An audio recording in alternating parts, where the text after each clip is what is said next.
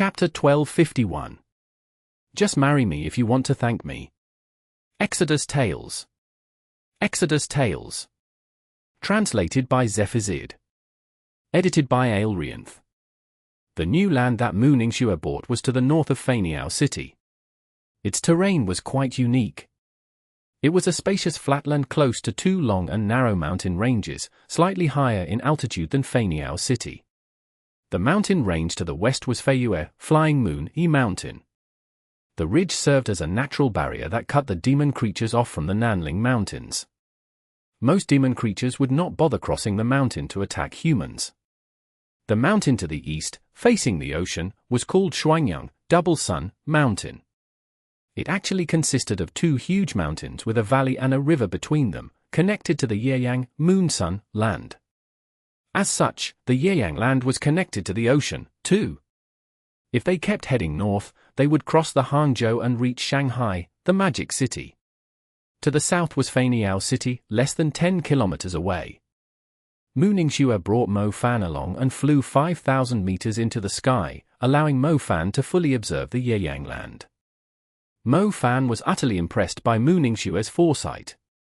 Not only was the land flat and spacious, it also had two mountains that served as natural barriers protecting it. With enough funds, they could develop the place into an extremely safe town and city.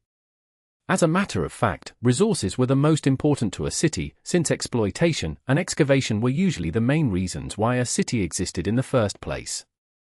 However, both Mooningsure and Muzhuyan had placed safety first after going through the calamity of Bo City. They had to admit that the place was a lot safer than Bo City. As for the resources, the ocean was just a mountain away, the land was quite fertile, and even though the area was not rich in resources, it was still acceptable.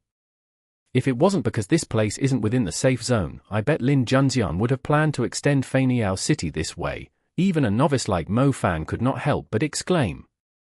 The land was perfect, but the big problem was the effort needed to cleanse the area.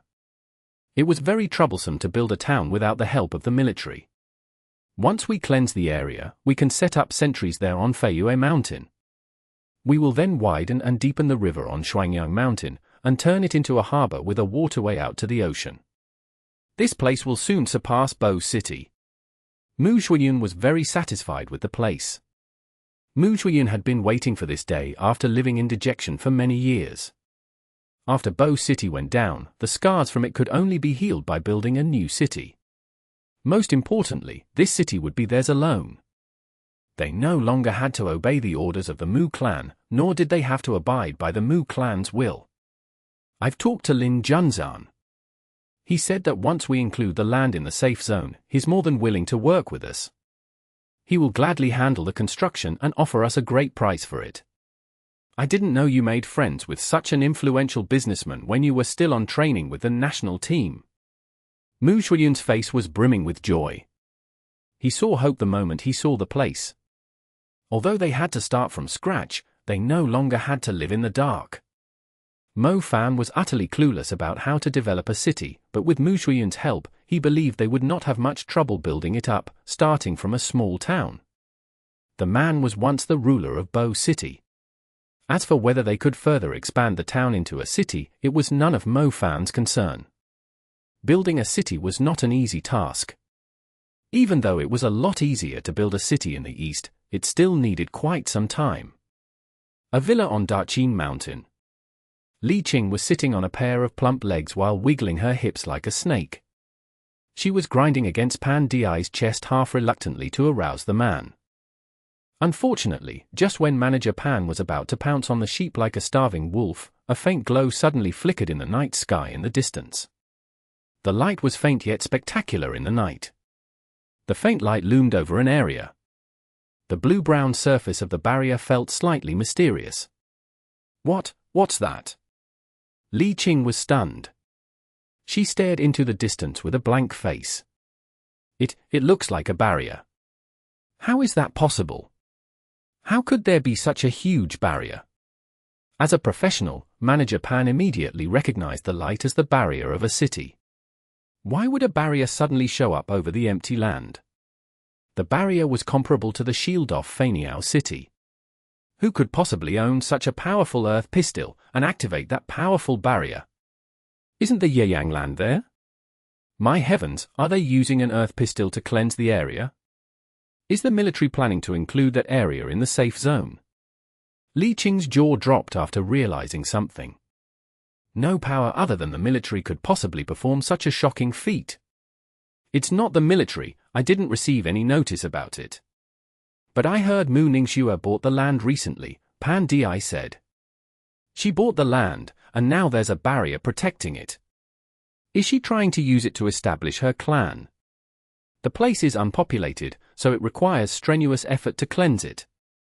Even a renowned clan wouldn't have the funds to do so, so I didn't bother intervening with the purchase, but how did they find such a huge earth pistol? That's impossible. Pan Di was dumbfounded. He had already promised the Li family that he would not allow Mu Ningxue to establish her clan. He had already received the benefits, but this barrier had taken him completely by surprise. Once the barrier was established, every demon creature within its area would be marked by its light. Not a single one could escape, not even the insects that were hiding underground. As such, it would be very easy to cleanse the area. They just needed to eliminate the demon creatures tagged by the barrier, and ask a representative of the military, the local magic association, the hunter union, and the local government to verify that the place was qualified to be included in the safe zone. An earth pistol was the most effective way to prove the area was safe. The headquarters of the Magic Association would not doubt the safety of a territory cleansed using an earth pistol, meaning that Manager Pan could no longer abuse his powers to reject Mu Ningxue's request to set up a clan there. Most importantly, many people were well aware of the potential that the Yeyang land had. Many renowned families and organizations had already set their eyes on it, yet they had no choice but to give up due to the time and money required to cleanse the area. They all knew how remarkable the place was, and it had now become Mu Ningxue's private land. The place was significantly better and more spacious than the land that Mu Ningxue had tried to acquire before. Li Qing soon received a call from the Mu clan. Yes, I got it. I'll attend to it right away, please calm down. I'll investigate it right away. The Li family was meant to trouble Mu Ningxue, but the people of the Mu clan had suddenly been told that Mu Ningxue had successfully claimed a private area to establish her clan. They immediately scolded the crap out of Li Qing. Li Qing clearly was not in the mood to entertain Manager Pan.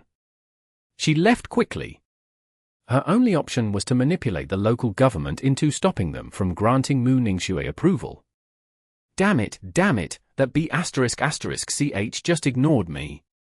Manager Pan's face immediately darkened when he saw Li Qing leave without saying a single word to him. The rest of the procedures were no longer Mo Fan's concern, since he had no clue what to do. He had done everything he could.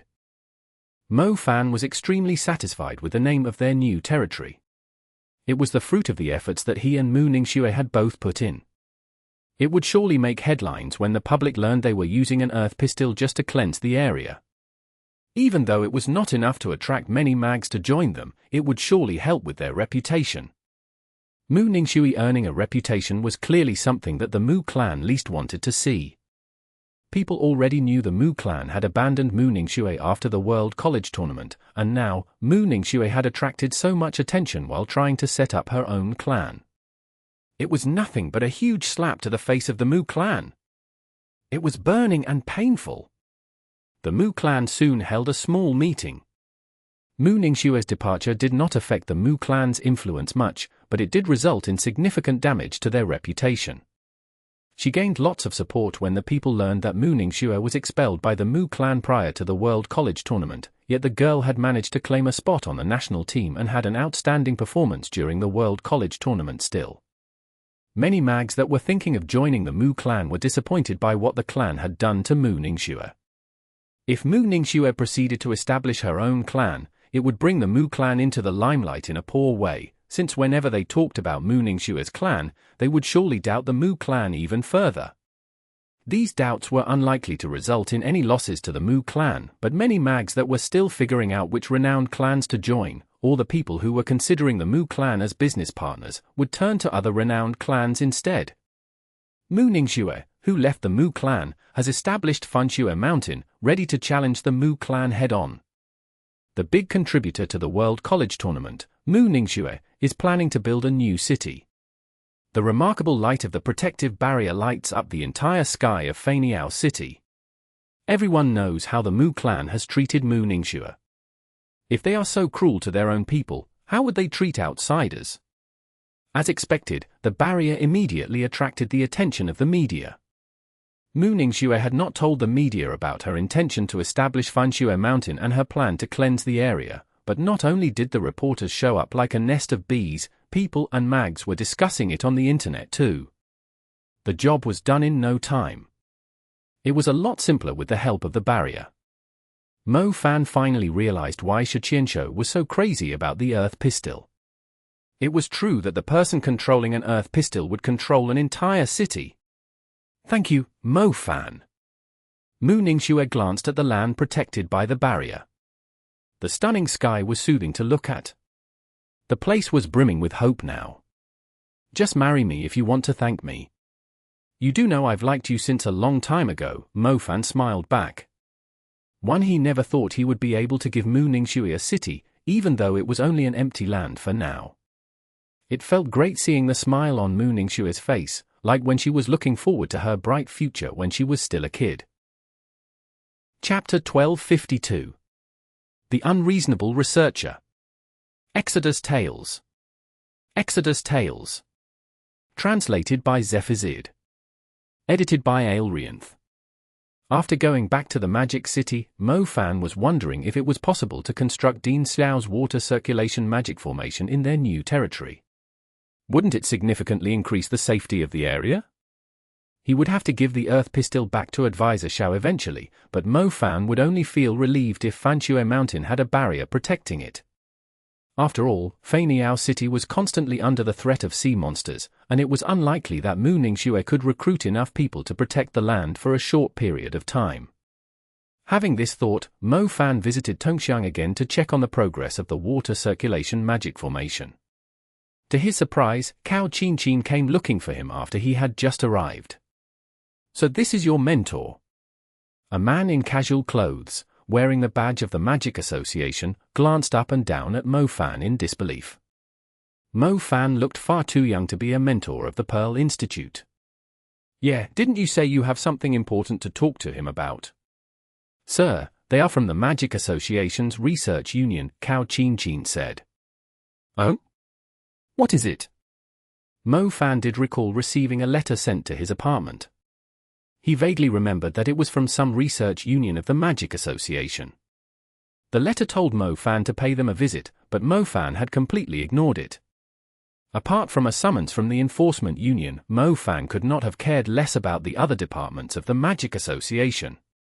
I'm a committee member of the Research Union under Donghai, East Ocean, Magic Association, the highest magic association of Asia, Kulingxi. We heard that you are the one that let the Moth woman that we've been trailing for some time escape, the lofty man said. What do you mean by that? Mo Fan demanded, displeased when he sensed hostility from the man's voice. Humph, what do we mean? The Moth woman is an eccentric being that we've been investigating for a long time. She's very important to us, yet you've let her go instead. We are now having a hard time tracking her down. Who gave you the right to make the decision? You've ruined our important experiment. Kulingxi snapped at him. Mo Fan's eyes widened when he heard the man's accusation. Who the hell cares about your experiments? I can let anyone go as I please. I suggest you leave if you have nothing else. I have no time to waste with the likes of you. What's with that attitude? We are under the highest magic association of Asia. Every magic association in Asia is obliged to conform with our instructions and investigations. I now order you to track the Moth woman down, or we won't go easy on you. Kulingxi frowned and ordered him angrily. Don't force me to ask you to piss off. Mo Fan returned coldly. How dare you disrespect our magic association at your age?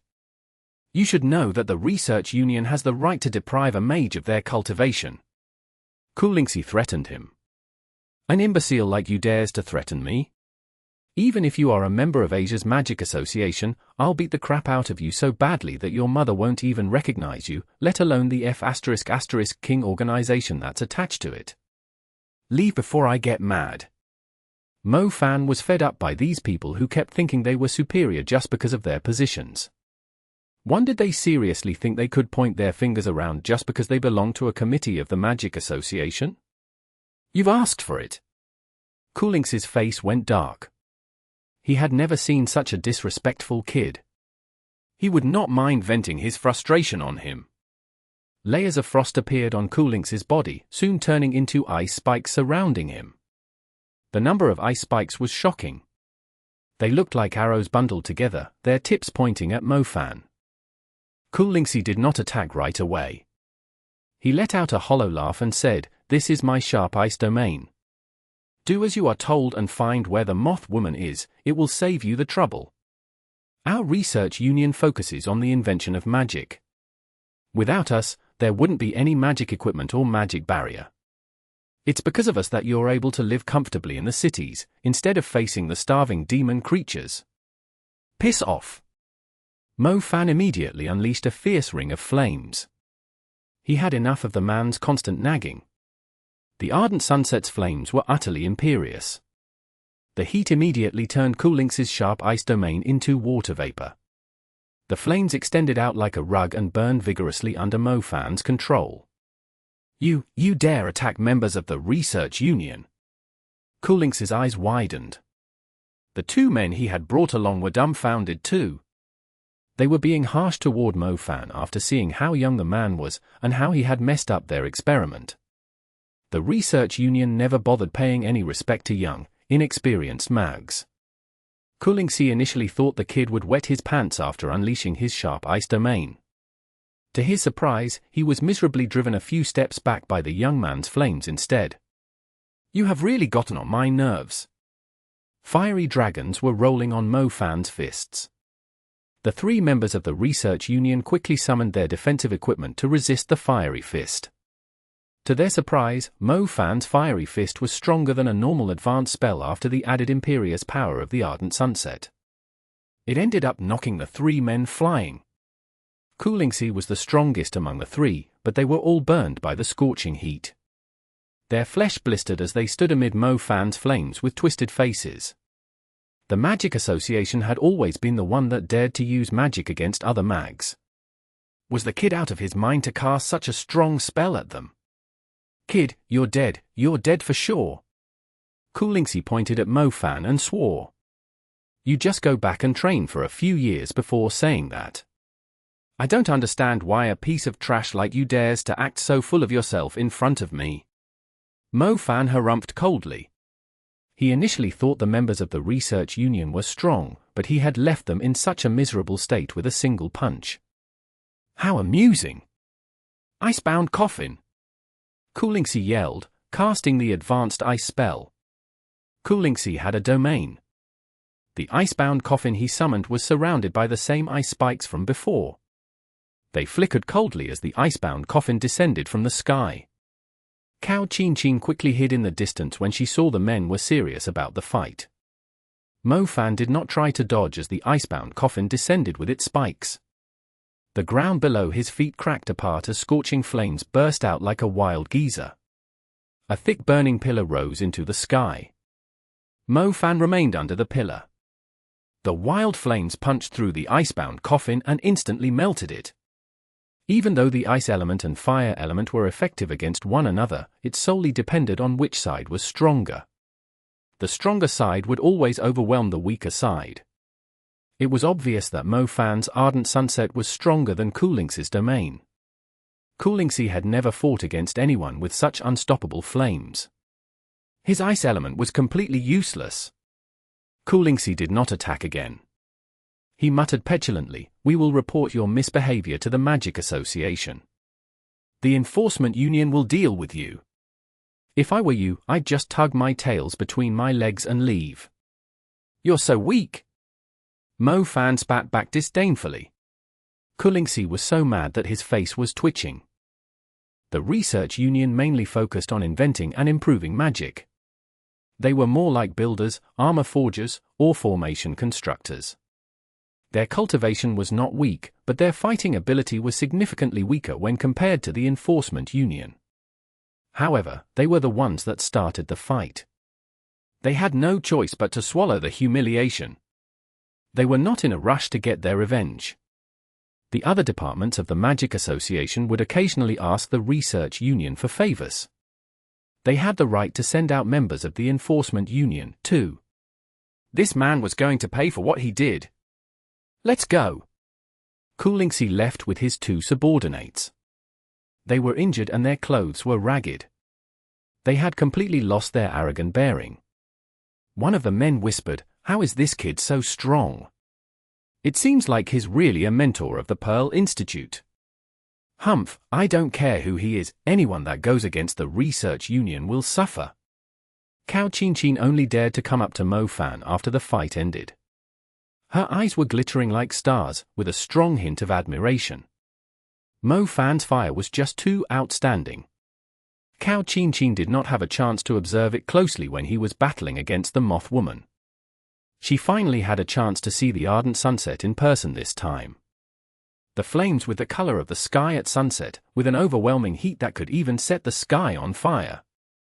"Sir, you're so strong. What training did you normally do? You're perfectly synchronized with your fire. Can you control it as you wish?" Cao Qinchin asked excitedly. "Too many questions, and stop bringing weird people to me," Mo Fan snapped. "Oh, I didn't know they were trying to stir up trouble. The Research Union is an impressive department of the Magic Association. How are they weird? I've graduated, but I haven't found an organization to join yet. I'm thinking of joining the Magic Association, but I'm not even qualified to be an intern," Cao Qinchin said. "What's the Donghai Magic Association about?" Magic Association asked. 1 inch, sir. Are you being serious? The Donghai Magic Association is a branch office of the Asia Magic Association in our country. It's only inferior to the Dongfang Oriental Magic Association. Cao Qinchin said. I didn't really have much business with the Magic Association. By the way, you've been around for quite some time. Have you learned how the water circulation magic formation works? Mo Fan asked. Only the basics. I'm quite interested to learn more about it. If I can master the art of constructing a magic formation, I believe I can become a well-respected mage. Unfortunately, I'm just a student. The mentors aren't willing to share the essence of the magic formations with me, Cao Qinchin grumbled. Chapter 1253. Bashing the Research Union. Translated by Zephazid. Edited by Aelrianth. Do you know how to construct formations? Mo Fan asked. Sir, that's what I've been studying. My primary element is water. Poison is only my secondary element, Cao Qinchin said, blinking her eyes. Great, I'll ask Dean Xiao to teach you the water circulation magic formation, but once you learn it, you will have to construct one for me, Mo Fan told her. Cao Qinchin's eyes glittered. The water circulation magic formation was officially in operation in Tongxiang. Cao Qinchin had already witnessed how powerful the magic formation using the energy generated from flowing water was, and how it could protect the town. Even though it was incomparable to the absolute defense provided by an earth pistol, it was an impressive invention since it was still able to fend off ordinary demon creatures. Dean Xiao was truly impressive, being able to invent a magic formation like this. Cao Qinchin was very interested in learning it. She had been staying around even though she had graduated, hoping to learn more about the formation. Sir, can you really convince Dean Xiao to teach me? Cao Qinchin said excitedly. She was just a student. She had no chance of interacting with people like Dean Xiao. Only a few like Mo Fang could just barge into Dean Xiao's office and chat with him as he pleased. Of course, but you must do your best to learn it. Otherwise, I'll take away your graduation badge. Mo Fan said. Ah? Sir, you're just as unreasonable as the people of the Research Union, Cao Qinchin protested. However, she was quite confident that she would be able to learn the magic formation. She quickly nodded, Sir, thank you for the opportunity you've given me. Why don't I join your faction then? I don't really have anywhere to go. Fan was starting to be impressed by his own charm. The girl's admiration of him was already off the charts even though all he did was guide her on a graduation mission. Since she had such great hindsight, he would not mind taking her in as his concu, as his disciple. Besides, his Fanshui Mountain was recruiting too. Cao Chin was a graduate of the Pearl Institute. She was more than qualified for it. After you're done learning it, just come to the Fanshui Mountain, Fan said. All right, sure, I promise I'll set up the same water circulation magic formation in Sir's territory. Cao Chin promised.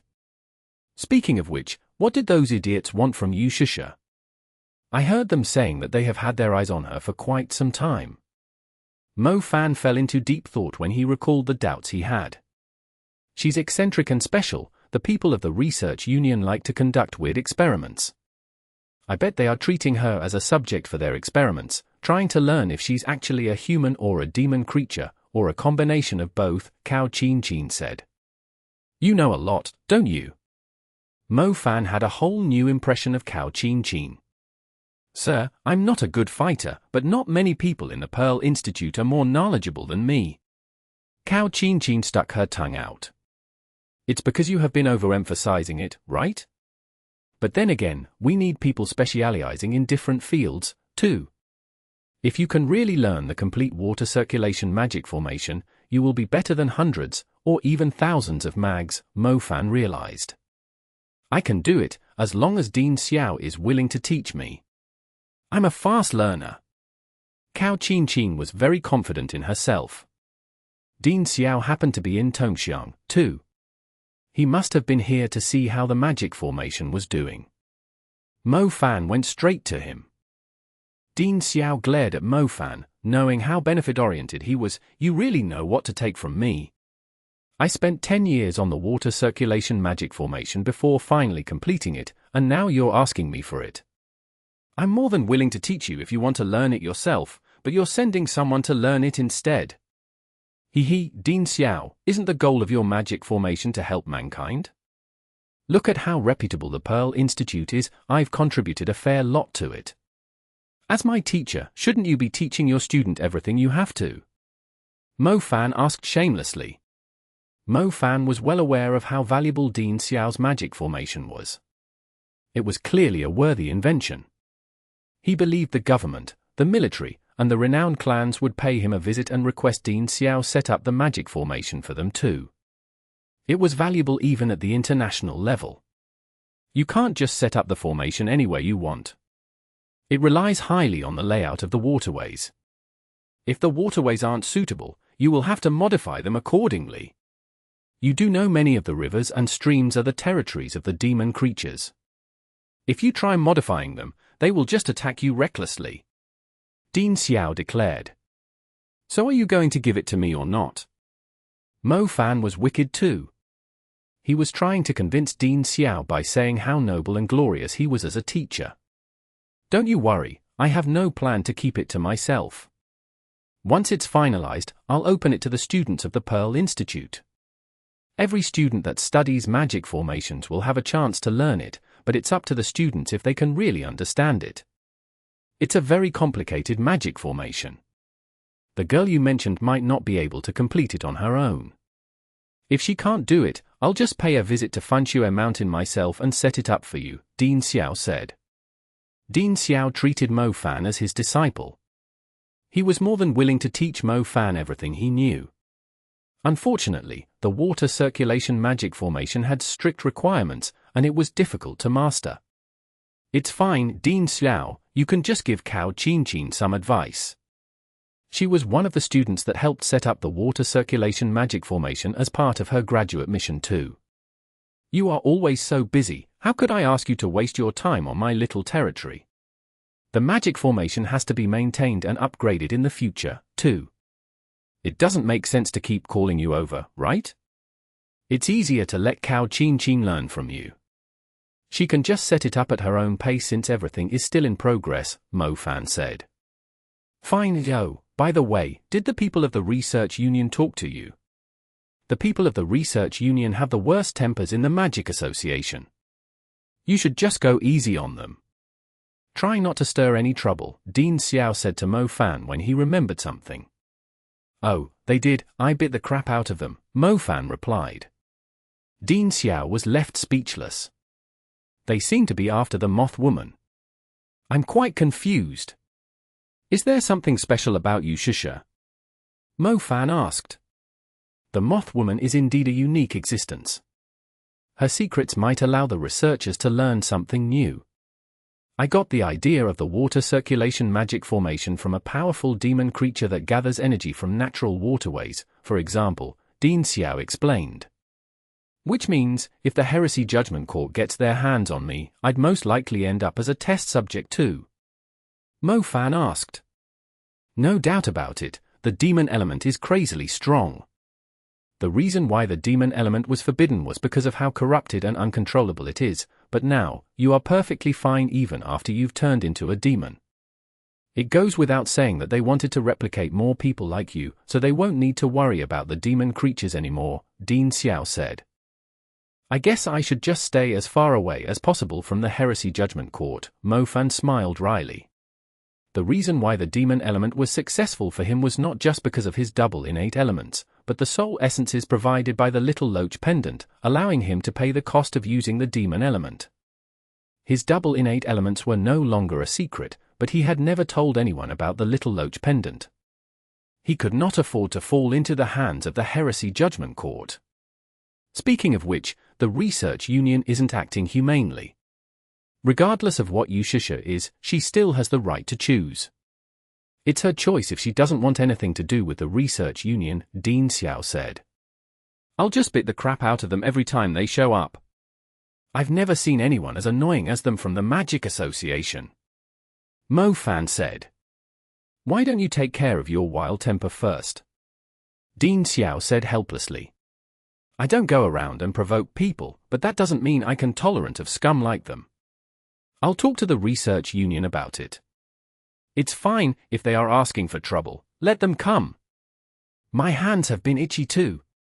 Ask them to send some experts, I feel like loosening my muscles, Mo Fan grinned. He was nothing but a battle maniac. Mo Fan failed to catch the train back to Shanghai that night. He had no choice but to summon the Flying Creek Snow Wolf. The Flying Creek Snow Wolf was faster than a train when running at full speed. However, Mo Fan could only travel along the border of the safe zone so he wouldn't scare civilians. However, considering that Mu Ningxue had slowly begun to accept him, Mo Fan suddenly decided to stay at Feiniao City for the time being instead. He should make use of the chance to talk and flirt with her more. Old Wolf, turn around, we're going to Feiniao City. Mo Fan tightened the grip of his legs, as if he was riding a horse. The Flying Creek Snow Wolf had an unhappy face. His master had not summoned him for a fight recently, only using him for transportation, even though he was a commander-level wolf. Little Flame Belle sat on the Flying Creek Snow Wolf's head. Her legs were dangling above the creature's nose while grabbing his upright ears. The little princess was definitely enjoying the ride. The Flying Creek Snow Wolf suddenly came to a stop. He glared at a mountain wall nearby hostilely. The Flying Creek Snow Wolf was extremely sensitive towards murderous auras.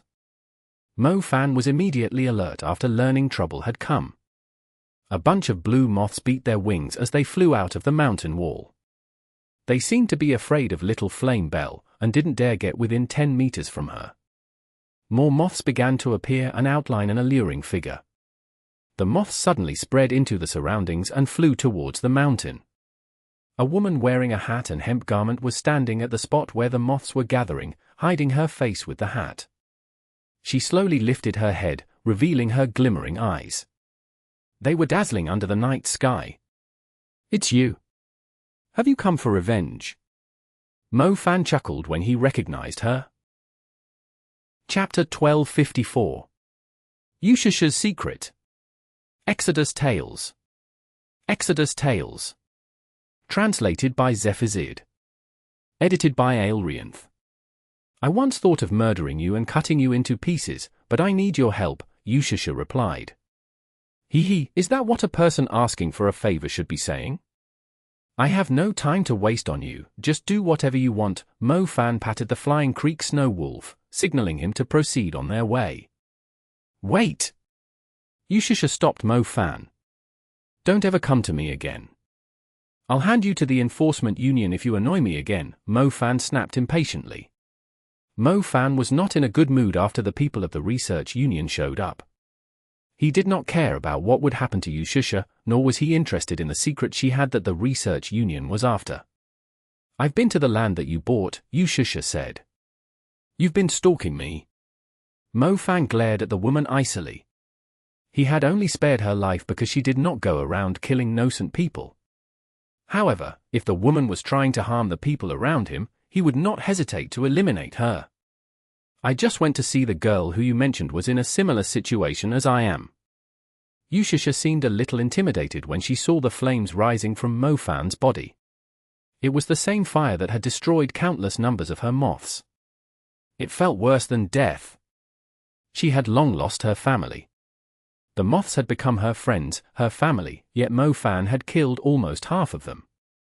She had the urge to tear Mo Fan into pieces, yet she had no choice but to come to Mo Fan for the sake of the remaining moths.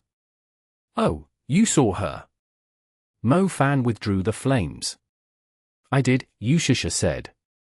Just tell me what you want, I'm in a hurry here, Mo Fan snapped. I'm trying to run away from the research union. They have never treated me as a human. It's not going to end well if I fall into their hands, Yushasha said. You better hide then, Mo Fan said. Yushasha lowered her head. She was obviously stirred up emotionally. I swear I just want to live peacefully. Why can't the people of the research union just leave me alone? If they didn't keep forcing me, I wouldn't kill the people that are weak and troubled by sickness by accident. I admit that I've killed people that went missing, but I never wanted to take their lives. I just want to protect myself and the moths. I just want to live, I don't want to die. You've killed some innocent people, whether you meant it or not. It's your fault that you've nowhere to go now, Mo Fan said. I've checked your information. You are Mo Fan, the strongest participant in the World College Tournament, the man that saved the ancient capital during the calamity. You aren't afraid of the Magic Association, nor are you afraid of the Research Union, Yushasha went on. Forget it, there's no way I'm helping you, Mo Fan said decisively. Yushasha looked at Mo Fan. She did not think the man would reject her so mercilessly. Then why are you willing to keep the Blood Tribe girl with you? Yushasha asked. I've already said it, I don't really care what you really are. The truth is, your beautiful looks and stunning figure are bonus points to me, but they aren't really that important. It's more about what you've done, Mo Fan explained. Don't you want to know why the research union keeps trying to hunt me down? I'll tell you my secret if you're willing to help me, Yushasha said. Mo Fan pondered for a moment. Judging from the research union's eagerness, Yushasha's secret must be very important to them. Otherwise, they would not send a committee member after her, especially since the person was receiving orders directly from the Asia Magic Association. It must be a serious business if a magic association at the international level was involved. Eccentric people had always been rare, yet Yushasha was clearly not the only strange kind. The Blood Tribe was also unorthodox. If the research union was only interested in weird people, why were they so fond of Yushasha, instead of hunting down the Blood Tribe? According to Yushasha, the research union had been after her for quite some time. Tell me about it, Mo Fan said. Do you remember when we met for the first time, you asked me why I'm not afraid of demon creatures when I'm alone in the wild? Yushasha said. Mo Fan remembered. He even saw her naked body. It was stunning, especially her huge yet firm breasts. He believed if she had her blue moth wings out, it would add even more charm to her. You aren't afraid because of the moths, Mo Fan said. No, I told you the reason before, Yushasha said. Did you? Mo Fan recalled the encounter and realized something. You mentioned that the demon creatures don't attack you because of the fragrance you had. Yushasha nodded. Wait, you were telling the truth. Mo Fan looked at Yushasha in surprise. I wasn't lying, Yushasha answered. Mo Fan was shocked. He subconsciously went up to Yushasha and sniffed. He wanted to know what she would smell like. Yushasha did not think Mo Fan would just come up to her and sniff her.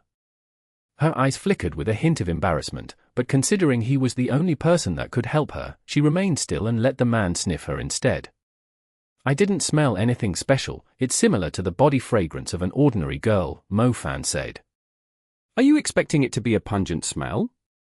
Wouldn't everyone just treat me like a monster that way? Yushasha snapped. You're right, but does it really allow you to move freely among the demon creatures? Do they just ignore you?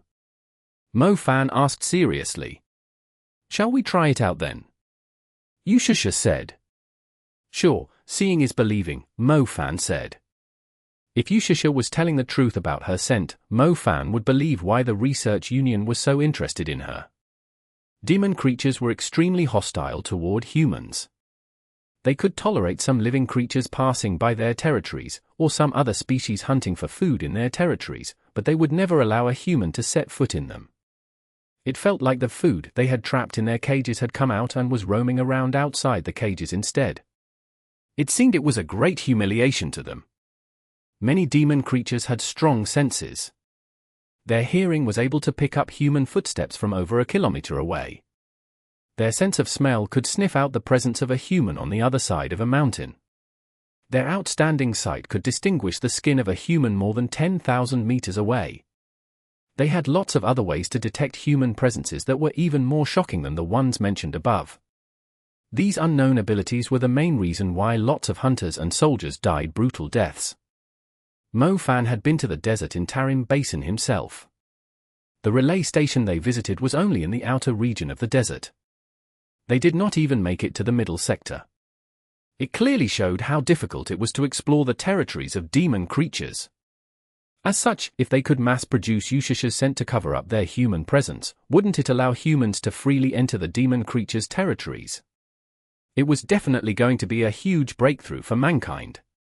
It easily explained why the people of the Magic Association were so eager to get their hands on her.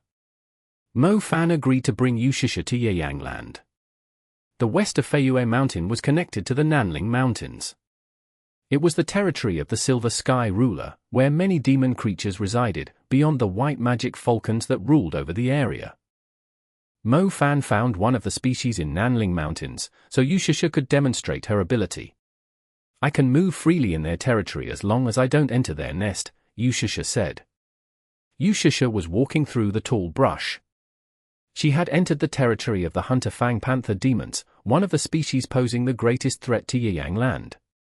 Their physical finesse allowed them to cross mountains and ridges easily. There had been many hunter Fang Panther demons that had accidentally ended up in the Yeyangland. When they were cleansing the area with the earth pistol, they had found a few packs of hunter Fang Panther demons hidden in caves. If they had not had the earth pistol, they would only have found these hunter Fang Panther demons by conducting a thorough search with a huge number of mags. A bulky hunter Fang Panther demon was half-crawling through the brush. Its huge eyes were staring in Yushasha's direction. Mo Fan hid in the dark. He was not worried that these low-level demon creatures would sense his presence when he was using the Dark Noble Mantle, as long as he stayed a certain distance away. Yushasha continued forward until she reached the hunter Fang Panther demon. Surprisingly, the demon creature was still staring at her. Mo Fan followed its gaze and discovered two grey-black hunter Fang Panther demons in the tall brush. Their bodies were stacked on top of one another under the brush and were rubbing against one another without making any noises. Mo Fan's eyes widened. Holy crap, the two hunter Fang Panther demons are rolling in the bed, rolling in the brush. 1. TL note. Rolling in the bed is a slang for having sexual intercourse. The bulky hunter Fang Panther demon seemed to have discovered that it was wearing a green hat. It immediately unleashed a strong aura. It completely ignored Yushasha's presence. The bulky hunter Fang Panther demon pounced forward and tore at the neck of the hunter Fang Panther demon, having an affair with its partner, leaving a bloody wound on its neck. The demon creature twitched vigorously as blood poured out from its neck. The female hunter Fang Panther demon rose to its feet when it realized its lover had died. Moth was utterly dumbfounded by the next scene. He initially thought the male hunter Fang Panther demons were dominant, judging from their greater size. To his surprise, the female hunter Fang Panther demons were even more violent. The female hunter Fang Panther demon clawed fiercely at the bulky male hunter Fang Panther demon instead. The male hunter Fang Panther demon did not dare to fight back. It lowered its head and followed behind the female hunter Fang Panther demon, as if it was fawning after her. So the females of the species are the dominant ones. These female hunter Fang Panther demons are a lot fiercer than the males. The males are submissive, and have to fight one another to mate with the females. Moth exclaimed. Chapter 1255. Hunter Fang Panther Demons. Exodus Tales. Exodus Tales. Translated by Zephizid. Edited by Aelrianth. Moth brought Shishi to Mu Ningxue after they returned to Faniao City. Mu Ningxue had rented a villa with a front yard as a temporary gathering place for the members of Fanxue Mountain. Moth looked around briefly. The members of Fanxue Mountain mainly consisted of the people of the Mu family who ended up staying with Mu Juyun and Mu Ningxue after everything that had happened. They were clearly the people they trusted most. Not many had come to join them yet. A clan without a territory and resources was unlikely to convince anyone to join it despite the incredible offers they were giving. It did not matter much for the time being, as everything would eventually be on the right track. There's an incident in the outskirts of Faniao City again. Apparently, a man and his wife doing some photographing were attacked by the hunter Fang Panther demons. Only their remains were left. Sigh, why would they go to such dangerous places? Why aren't they afraid of dying? Mu Linqing grumbled while reading the news. Mu Linqing was Mu Ningxue's elder cousin. He was not particularly close to Mu Ningxue's family before, nor did the Mu family ever help him in any way. However, he was willing to lend a hand to Mu Juyun during desperate times. The man was quite reliable, so when the new clan was established, Mu Juyun immediately called Mu Linqing over, hoping that he could help manage the place. Mu Linqing was a smart man. He was good at judging the moment and sizing up the situation. He quickly learned everything he needed to about Faniao City the moment he arrived. Although the sea monsters troubling the city had been taken care of, the Nanling Mountains were still the territory of the demon creatures. They had been very active in the outskirts recently. The people were starting to feel anxious about it. The government of Faniao City was too preoccupied with the threat of the sea monsters, and had somewhat neglected the threat on land and from the mountains. Unfortunately, the city was not considered a Tier 1 city, so it had trouble dispensing mags to resolve every threat. Why do you care so much about it? Liu Yu asked him, confused. Of course I should care about it. When a clan moves here, it's the same as an outsider trying to open a business here. What's the most important thing you need if you want to attract customers? Isn't it reputation? We do have some reputation across the country, but it's not enough, especially when we've only gotten our reputation because people are saying that we're setting up the clan to challenge the Mu clan.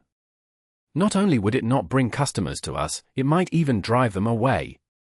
I'm not saying that we shouldn't challenge the Mu clan. What I'm trying to say is, we should focus on making a name in the area first. We should make some contribution so the locals know about us. It's no use if the people in other places learn about us. The people in Faniao City have to know about us, so we can continue to grow here. Mu Linqing declared. But does it have anything to do with the hunter Fang Panther demons? Liu Yu continued. Of course it does. The people of Faniao City are anxious because no one is doing anything about the hunter Fang Panther demons, even though they kept attacking. No one is willing to help because of how troublesome it is to deal with the hunter Fang Panther demons. If we can take them out, wouldn't it immediately make us famous in Faniao City? Our reputation will quickly spread among the people, Mu Linqing said. Why didn't you just say we just have to eliminate the hunter Fang Panther demons? Liu Yu sighed, clapping her forehead. You make it sound so easy. The hunter Fang Panther demons is a species that lives in packs. Why do you think the other factions aren't using it as a chance to make a name for themselves? Isn't it obvious how difficult it would be to eliminate them? If we simply send mags to deal with them, many people would die instead. Mu Linqing replied. It's just a bunch of panthers, there isn't too much to worry about. I'll go right to their den tomorrow and see if they dare to come close to the outskirts of the city again. Liu Yu said. Mo Fan happened to walk in with Shishi when they were discussing the matter. Liu Yu quickly went up to Mo Fan and told him about their plan to eliminate the Hunter Fang Panther demons. Hunter Fang Panther demons. Mo Fan was left speechless. He just came from their territory. If they said it earlier, he would gladly have done the favor instead. The Horde has been living to the west of Faniao City for a long time. They have killed many innocent people. We should take them out as soon as possible, considering how close they are to our territory. We are only a mountain apart, Mu Juyin told him. He agreed that it was necessary to take the Hunter Fang Panther demons out as soon as possible, yet it was not an easy job to wipe out an entire horde. The Demon Wolves horde had brought a bloodbath to Bo City. We'll come up with a plan tomorrow, Mu Ningxue said. Leave it to me, Mu Linqing declared. I'll just handle the killing, Liu Yu added. She immediately realized Mo Fan was right beside her, and suddenly felt like it was inappropriate to say that. She nodded at Mo Fan in embarrassment. Liu Yu finally noticed the pretty woman standing beside Mo Fan. However, her expression changed when she picked up the woman's scent. She blurted out, "It was you, the one who was sneaking around." Shishi was startled. She had only been observing Liu Yu in the dark, but the girl already knew her scent. As expected of the Blood Tribe, their ability to scent others was utterly impressive. The Hunter Fang Panther demons live in packs, and the females are the dominant ones. There's a queen leading the horde in the mountain. If you are planning to take the Hunter Fang Panther demons out, it's best to get rid of the queen first. Otherwise, those cunning creatures would just withdraw temporarily and wait for their chance to get their revenge. Shishi did not answer Liu Yu's question, explaining about the Hunter Fang Panther demons instead. Revenge. Yes, these creatures are vengeful, but they only bully the weak, as they fear the strong. I know you all are strong enough to take the Hunter Fang Panther demons out, but as soon as they learn how strong you are, they are going to flee into the mountains. It's unlikely that you can search every mountain to hunt and kill them all. It will take years to do so. They will just wait until you leave and lay low for a while, before taking revenge by ambushing the towns in the outskirts and killing more people. You won't have enough people to protect the border, not to mention there are lots of people that will have to put themselves in danger, Shishi went on. Mo Fan looked at Shishi and asked curiously, "You sound like you're familiar with the Hunter Fang Panther demons." "It's my talent," Shishi replied. The moths were not the only creatures she could relate to. She could understand the traits of demon creatures, too. She had already learned the habits and traits of the Hunter Fang Panther demons when she was demonstrating her ability to Mo Fan in the mountains. Mu Ningxue had decided to eliminate the Hunter Fang Panther demons. It was the right decision to make, but it was extremely difficult to do. It would only result in more trouble if they failed to kill the leader of the Hunter Fang Panther demons. She's right. We have to think twice before taking on an entire horde of demon creatures. Mu Wuyan was once the ruler of a city. He knew being strong was not enough to take out an entire horde. There were many factors they had to take into consideration. "What plan do you have, then?" Mo Fan asked. "I'll help you if you promise to help me," Shishi replied. "Forget it then. I'll deal with the Hunter Fang Panther demons myself. I can kill as many as they have." "It's not a big deal for me," Mo Fan said. "You are too naive. Further northwest is the Silver Sky Ruler's Nanling Mountains. Even if you killed the Hunter Fang Panther demons or drove them away, a huge bunch of white magic falcons will take over their territories. The place is rich in the blue golden berry that can sharpen the claws of the white magic falcons after they eat it. The white magic falcons are very fond of it. You can kill all the Hunter Fang Panther demons you wish, but the white magic falcons will be next. Of course, you can disregard what I just said if you can handle the horde of white magic falcons." Yushasha lobbed right back at him. Mo Fan, what is she after? Mu Ningxue asked. What Yushasha said made a lot of sense. They had completely neglected the consequences and possibilities of a bigger problem if they just went and took out a horde of demon creatures. I'm just asking for a place to stay, to hide from people that harbor evil intentions against me, Yushasha briefly explained. She was well aware of the situation that the people were in. She added, if you're willing to take me in, I'll help you take care of the demon creatures. I will not let them enter your territory or Faniao city. Can you really do that? Mu Shuyan found it hard to believe. Yushasha nodded seriously. She looked at Mu Ningxue and said softly, can I have a quick chat with you? Mu Ningxue was confused, but she agreed to it. Mu Ningxue and Yushasha returned not long after.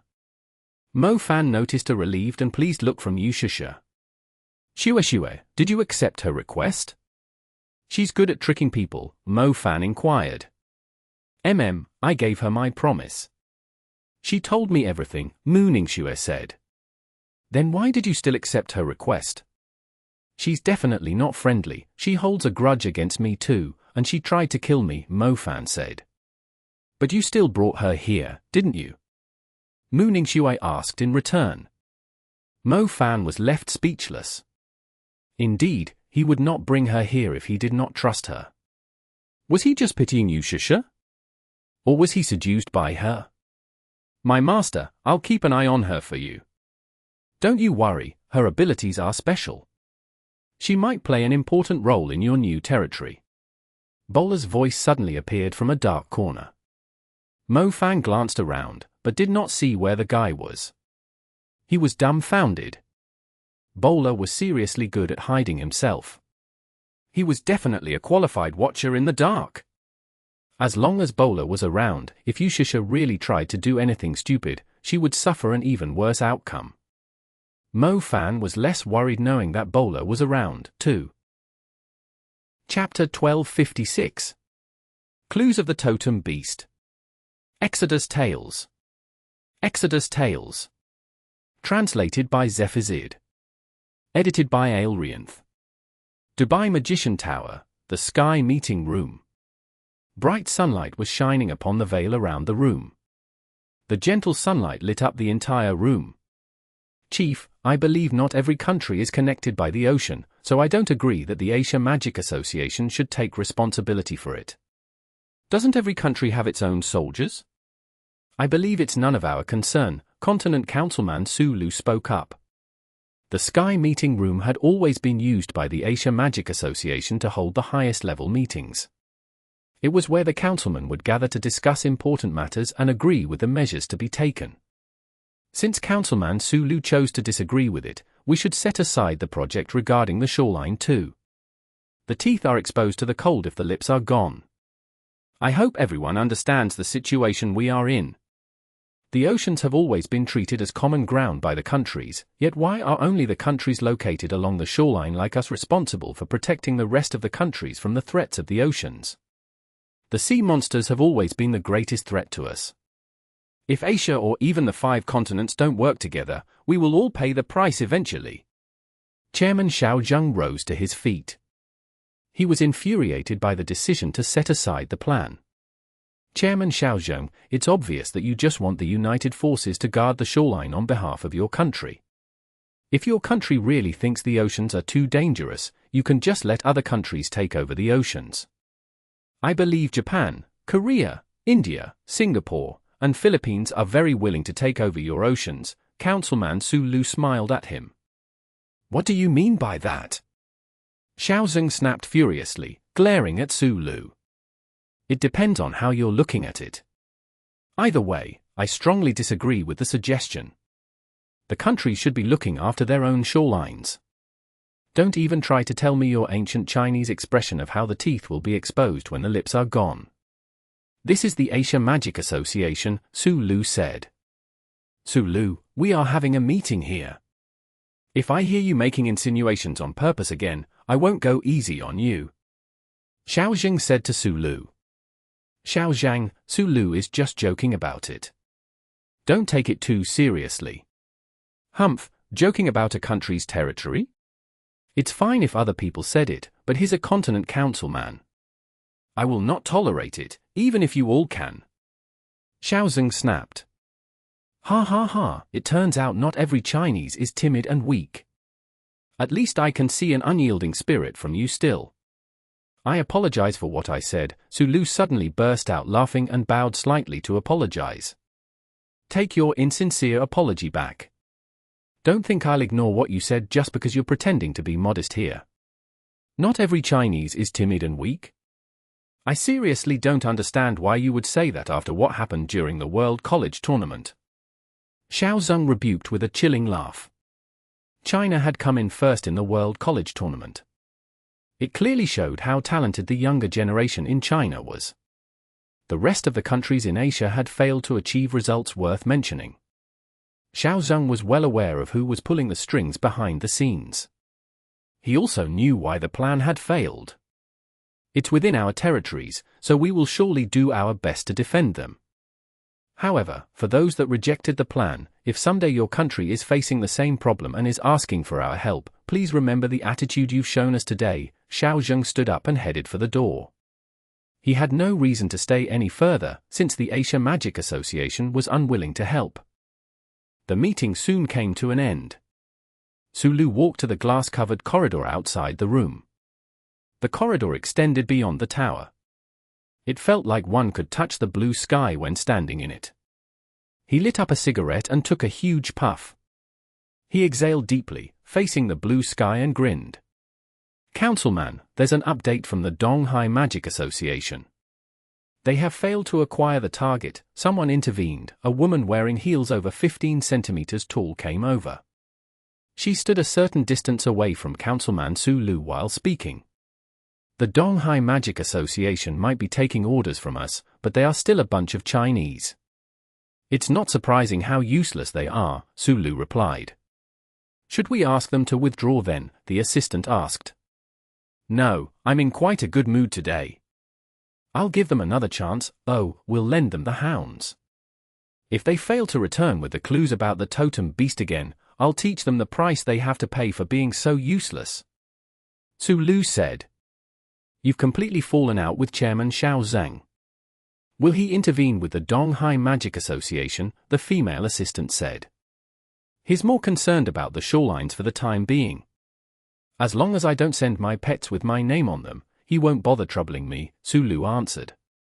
Sure, I'll let the Donghai Magic Association know right away. Say, can you imagine the expression that Shao Zheng will have when I ride their totem beast to a meeting? 1 inch, I bet he will feel very ashamed. Ha ha ha, he's the kind of person that will go mad when it's something related to the dignity of their country. Ask the people of the research union to pick up the pace. I'll personally reward them if they manage to find the totem beast. I believe it will motivate them to do their best, Sulu said. There's something you should know too, the female assistant said. What is it? The Parthenon Temple has decided to take back the herb mountains that were contracted to you before, even when we tried to offer more for them, the assistant said. It seems like they have noticed something fishy about the herb mountains, she added. He sighed. Our relationship with the Parthenon Temple has worsened since the deaths of Saint Andy and Melora. Contact Izisha on my behalf. She's an old friend of mine. I believe she can restore the mountains to us. The cold breeze from the ocean blew along the valley of the Shuangyang Mountain. It was biting cold when it eventually reached the Yeyang Valley. Mu Ningxue purposely hired someone to set up a magic formation to block the wind so the place would not be as cold. Fanxue Mountain was established at an impressive pace. It was not too difficult to build a town with Lin Juanxian's help. Mu Ningxue had agreed to take Yushisha in. The woman had taken care of the hunter Fang Panther demons as she had promised. As a matter of fact, Yushisha was not helping Mu Ningxue sincerely. She just wanted a safe place to stay while using Mo Fan, whom she had a grudge against, as her shield. Yushisha claimed her own territory on Feiyue Mountain, close to the territory of the hunter Fang Panther demons. Yushisha had to live in a city. Similar to the Blood Tribe, she was more like a human than a demon creature, yet she could not just abandon her moths. She had to provide them with a safe environment. As such, she needed a place for herself and her moths. Yushasha and her moths were staying on Feiyue Mountain, the mountain that served as a natural barrier to the west of Fanshue town. The mountain served as a line of defense for the town. They did not even need to build watchtowers since the moths were living on it. The moths had become an impenetrable line of defense for Fanshue town. The moths had remarkable senses. They were extremely sensitive toward any potential danger. As soon as a demon creature entered their territory, they would immediately alert the people of the town. In the meantime, some moths would trail the demon creatures, allowing the people of Fanshue Mountain to hunt them down with ease. The safety measures were more effective than having an entire army guarding the perimeter. As long as Yushasha was not thinking of betraying them, Mo Fan realized how useful the woman could be to them. She told Mo Fan that if her moths could recover to the scale they used to be in Tongxiang, the moths could easily protect the whole town. If you promise the people of Fanshue Mountain won't hurt them, they will provide you with the best defense you could ever hope for. Once I train the battle moths too, your mags won't even need to worry about the demon creatures. These battle moths will take all the intruders out on their own, Yushasha said confidently. That's the reason why you're here, right? Mo Fan finally realized why Yushasha had chosen Mooningshua. A new territory was desperately in need of protection around its perimeter, and Yushasha was perfect for that. Yushasha could also ask Mooningshua for a place where her moths would no longer be rejected. As long as they don't harm the people and can actually protect the town, I will give you my word that I will make a rule of forbidding people from hurting the moths. The disciplinary mags will make sure everyone is obeying it, Mooningshua said. Don't worry, these moths actually feed on plants, the kind that can be planted easily on the mountain, Yushasha replied. The blue golden berries were perfect for the moths. Yushasha had discovered how suitable the mountain was when she came to observe Liu Aryu the first time. It was also the main reason why she had asked Mo Fan for help. Mooningshua was planning to establish her clan here, which meant she had also found a new habitat. It consisted of a city, woods, and she could also enjoy the pleasant view of the sea as she pleased, too. Perhaps starting over was not as bad as she first thought. It would have been perfect if she did not have to see Mo Fan's detestable face. 1. Chapter 1257. The Golden Fire Burning the Mountain. Exodus Tales. Exodus Tales. Translated by Zephazid. Edited by Aelrianth. Come with me to the mountain, I need your help to burn the weeds, Yushasha told Mo Fan.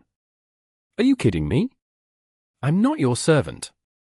Burning the mountain and fertilizing the soil aren't my job.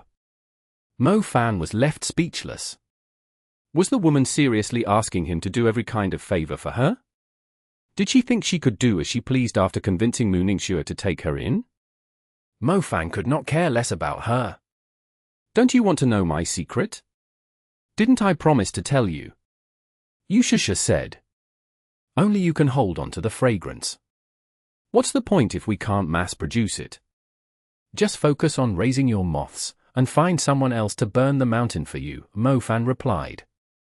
The unique fragrance that Yushasha had was surprisingly effective, yet it was some ability that only belonged to her, like a natural talent. It was impossible to replicate natural talent. Otherwise, the Magic Association would have tried to replicate his double innate elements. Wouldn't that simply double the strength of all mags? Mo Fan did not hold a grudge against Yushasha. Instead, he was hoping that she could help protect Fanshue Mountain. Yushasha was afraid of fire, but Feiyue Mountain was full of moss-skinned weeds that ordinary fire could not burn down. The weeds covering the mountain had claimed most of the nutrients in the soil. If they were not taken care of, it was unlikely she could plant the blue golden berries. Burning the weeds would also return the nutrients to the soil. Yushasha went ahead and called a number.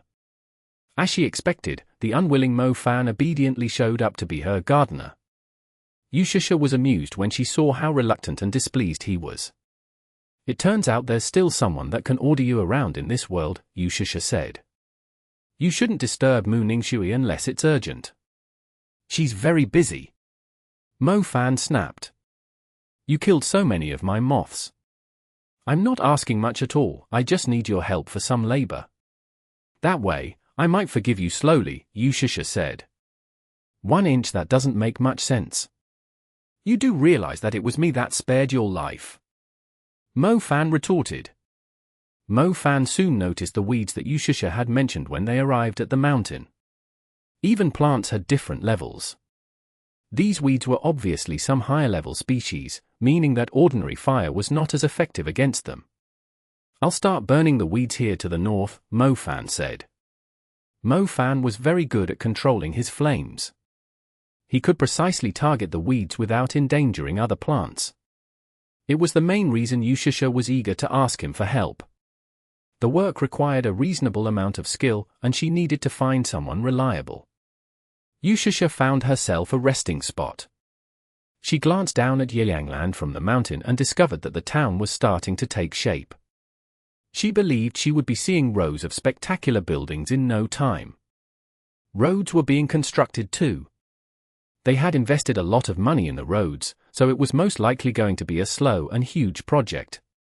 They needed time to build the harbor and the canal in the valley, too. For some reason, Shishi felt calmer seeing the town slowly developing. She was surprised to be looking forward to it, too. Flames were surging to the north of the mountain. They were like the bright clouds at sunset. The flames soon spread across the mountain. The fire immediately dyed the sky red, but it did not produce any smoke. The flames surged across the mountain like agile dragons and rapidly burned the weeds into ashes. Heat waves kept coming from the direction of the flames. Shishi felt nervous when she saw the flames. The moths around her were uneasy, too. Shishi tried to stay calm while comforting the moths with a soft voice. Meanwhile, a huge fire broke out in another direction. It was golden in color. It burned vigorously to the south of where Shishi was. It immediately spread across the mountain when Shishi was still lost in her thoughts. Shishi turned around and was dumbfounded. Fan was clearly in the north, yet why was there a fire in the south too? Most importantly, the direction that the fire broke out was where her moths were. Shishi had purposely gathered them to the other side of the mountain as she knew they were vulnerable to Fan's fire. However, the place was currently devoured by the golden fire. The sight of it was nothing but a nightmare to Shishi. Fan also saw the golden fire burning on the mountain. He was initially confused about why Shishi would want to waste his time if she had already asked someone else to help her. However, he quickly realized something was wrong after a second thought. He quickly headed over to where Shishi was, but the woman was nowhere to be seen. He caught a glimpse of a pair of wings flying in the direction the golden fire was soaring into the sky. What's going on? Fan had no idea what happened. He quickly summoned the flying creek snow wolf and headed in the same direction. The golden flames were incredibly strong. The moths that were less energetic in the day had no chance of escaping from them when they realized they were in danger. Their wings were swiftly burned into ashes in the fire, and their bodies fell to the scorching ground. Even though they could last for a moment, it was impossible to go anywhere without their wings. Huge groups of moths fell to the ground and stacked up in piles. The moths that lost their wings soon turned into dried remains in the golden fire.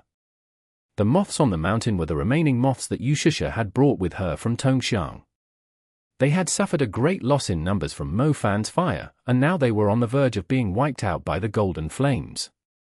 The merciless golden fire did not even leave them a chance to cry out in agony. They tried their best to clump together, trying their best to preserve the remaining few of them. I hate these things the most. Bugs with wings, how disgusting. A man in a golden robe stood in the fire at the top of the mountain. He had a disgusted look. We're just trying to lure the moth woman out. I believe we're currently in someone's private land, we shouldn't be making a huge fuss, the committee member of the research union, Kulingxi, said.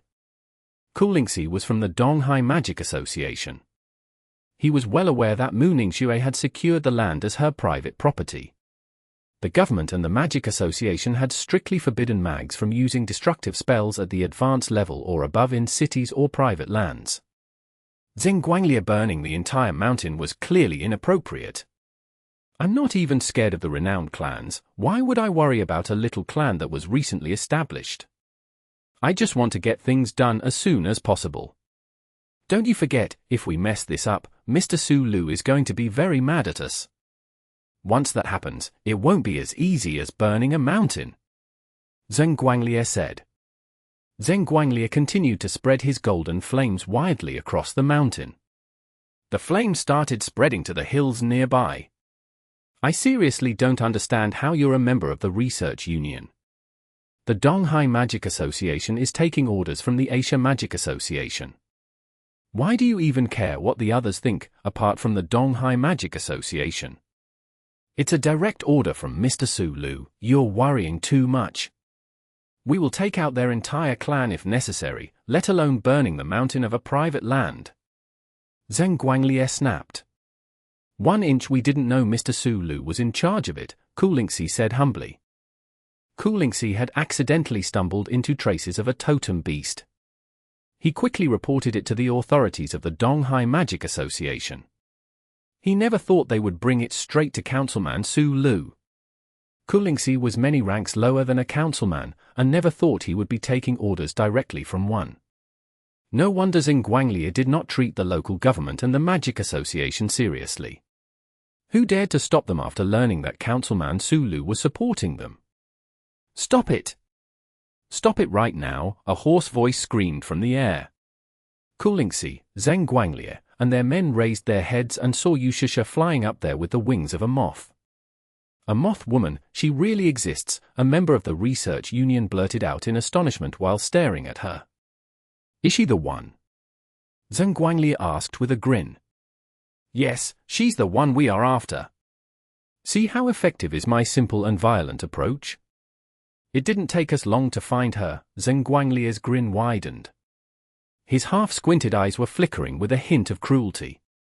Even Kulingxi was slightly intimidated after seeing how vicious the man was. He could not help but wonder what other things he might have done under the orders of Councilman Sulu. Moth Lady, you're pretty lucky that you've caught our boss's attention. Do you know how valuable you are to us? Zheng Guanglier said. He stomped on the remains of the moths while speaking. Yushisha looked into the golden fire. She almost lost her mind when she saw the piles of moth remains on the ground. She had finally found a place to settle down. She was finally able to live a carefree life without being disturbed by the others. She had clearly done nothing wrong. Why did it end up like this again? Seeing the moths that were like her family turning into dried ashes in the fire, Yushisha's face of rolling tears was soon covered in blue veins. She let out a painful cry as her fangs were exposed.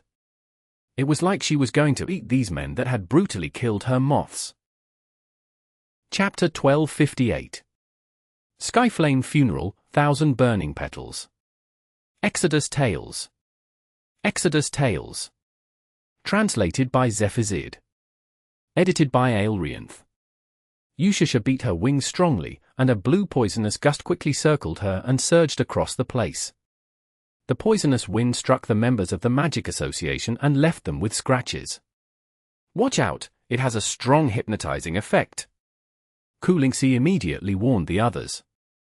As the wind penetrated the skin, the pollen's hypnotizing effect would enter their blood and spread throughout their bodies. Your little trick isn't going to work against me.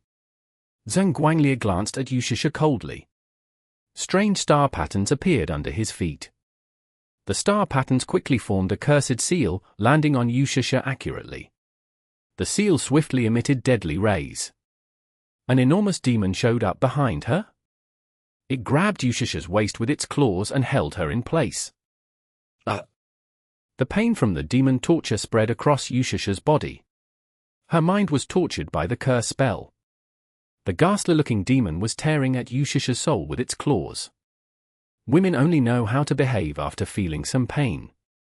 Don't worry, I will make sure she's still alive. Zheng Guanglier controlled the cursed demon with a wild grin. He seemed to be having fun using the demon torture on his target. He was oddly satisfied when he heard the painful cries of beautiful women and saw them struggling in pain. The demon continued to tear at Yushisha's soul. The woman suddenly looked haggard. She did not expect the Research Union to bring someone so powerful. She had no chance to break free from the spell. When Zhenguanglie was still laughing, a giant fiery sword suddenly appeared from the distance. It was approaching the mountain at a crazy pace. The fiery sword stuck into the mountain at a slanted angle less than 10 meters away from Zhenguanglie, Kulingxi, and their men. A strong wave of flames spread into the surroundings from the fiery sword. Ardent flames swiftly devoured the place, forcing Zhenguanglie, Kulingxi, and their men to defend themselves with defensive spells and magic equipment. The flames were incredibly strong. They managed to resist the scorching heat, but they failed to resist the enormous force completely. "Who's there?" Zhenguanglie lifted his gaze angrily and stared at the enormous fiery sword. The fiery sword stood firmly. Mo Fan was on top of it, engulfed in a different brown fire.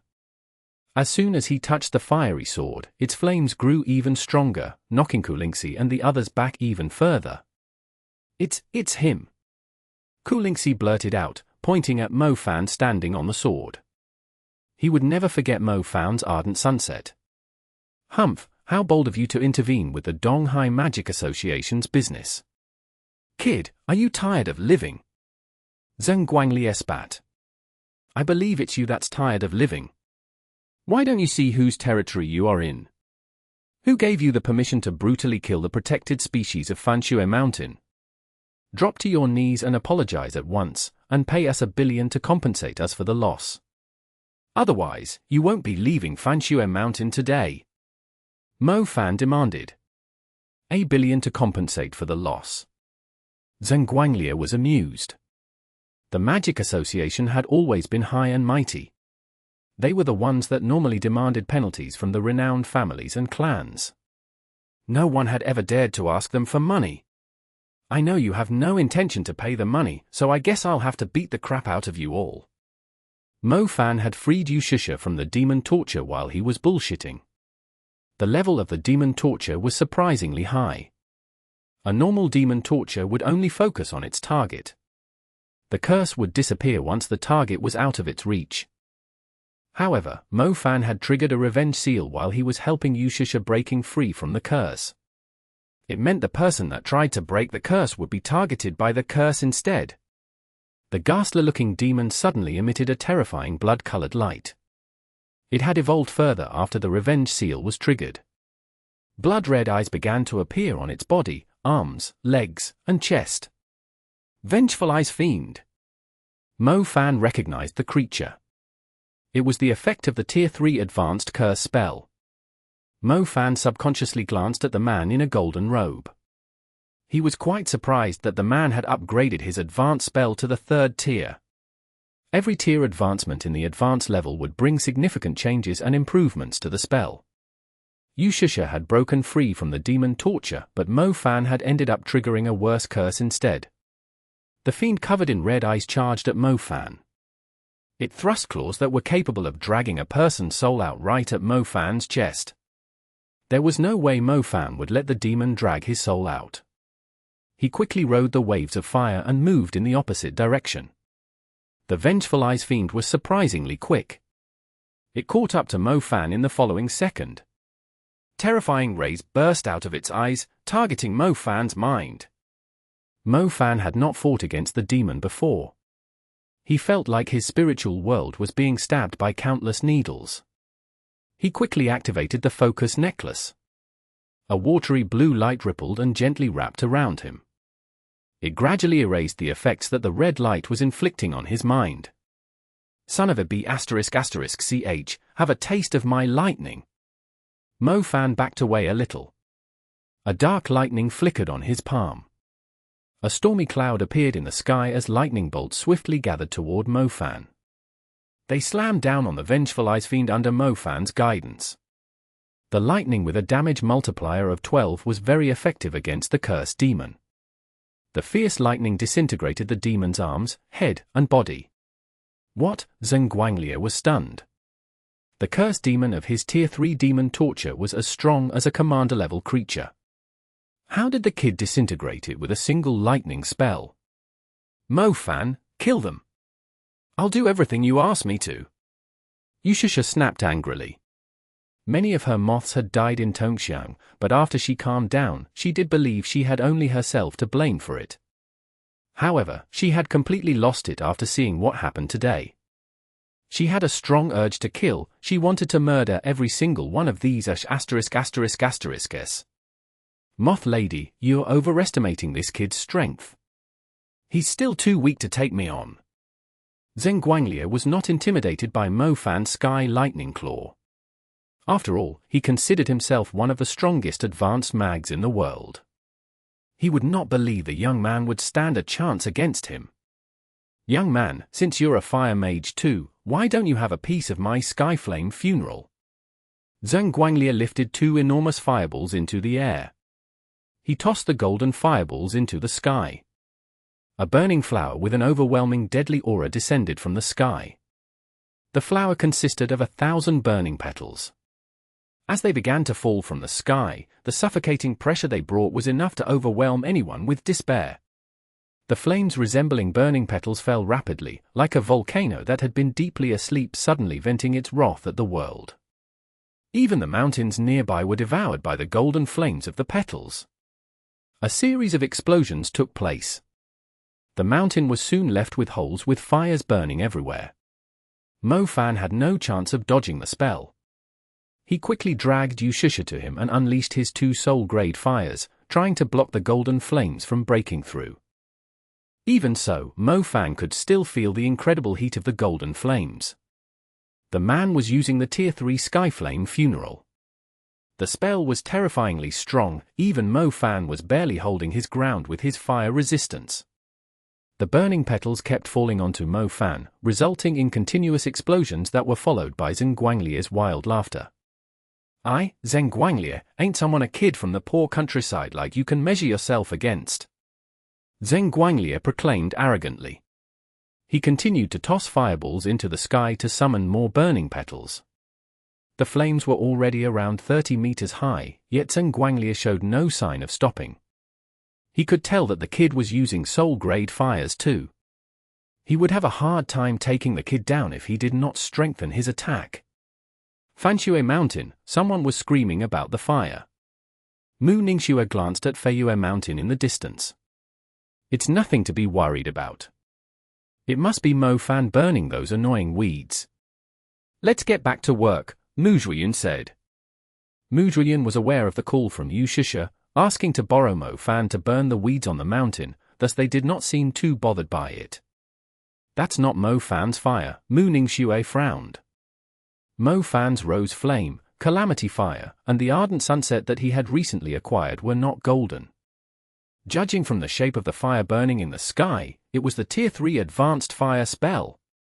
Mo Fan had only reached Tier 2 not long ago, and the color of the fire was different.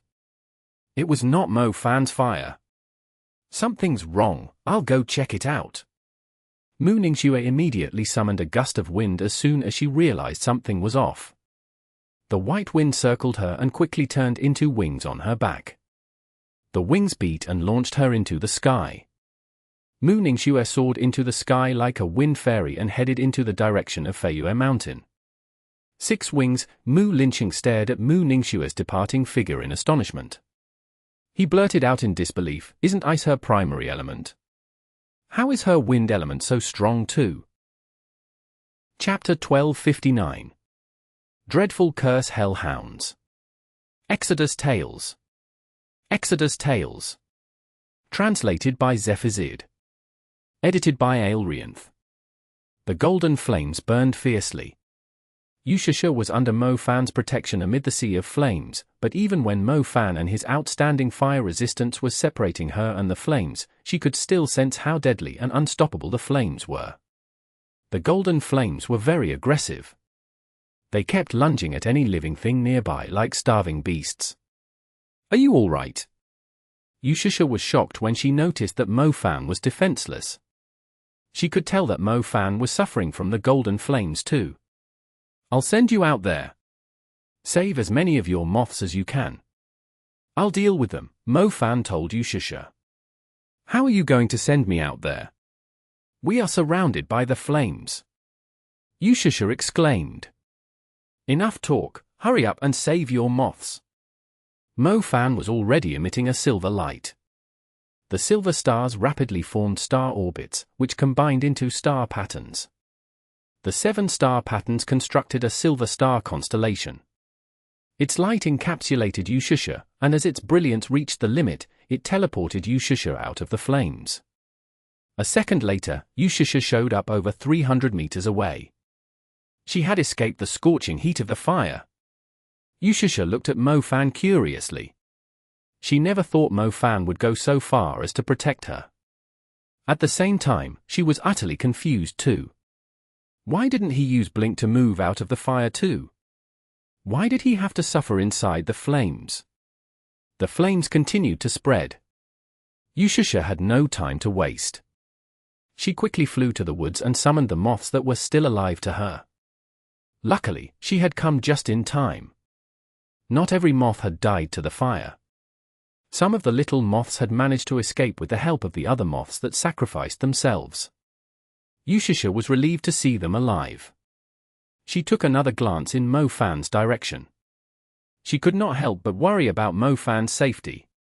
The mage that the research union had sent was very strong. Your fire isn't really that impressive.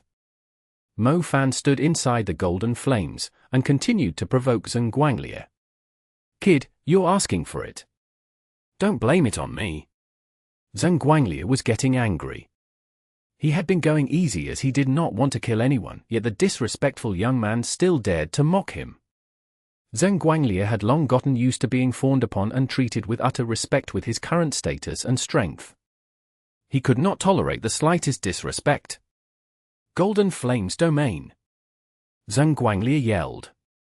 The fire magic within a few kilometers swiftly gathered toward him. The fire burning the woods grew stronger. It was gathering toward Mofan like an enraged beast, even though Zhenguanglier had yet to cast any spell. The golden flames grew bigger. They were like an army of soldiers on horses, unstoppable and completely surrounding Mofan.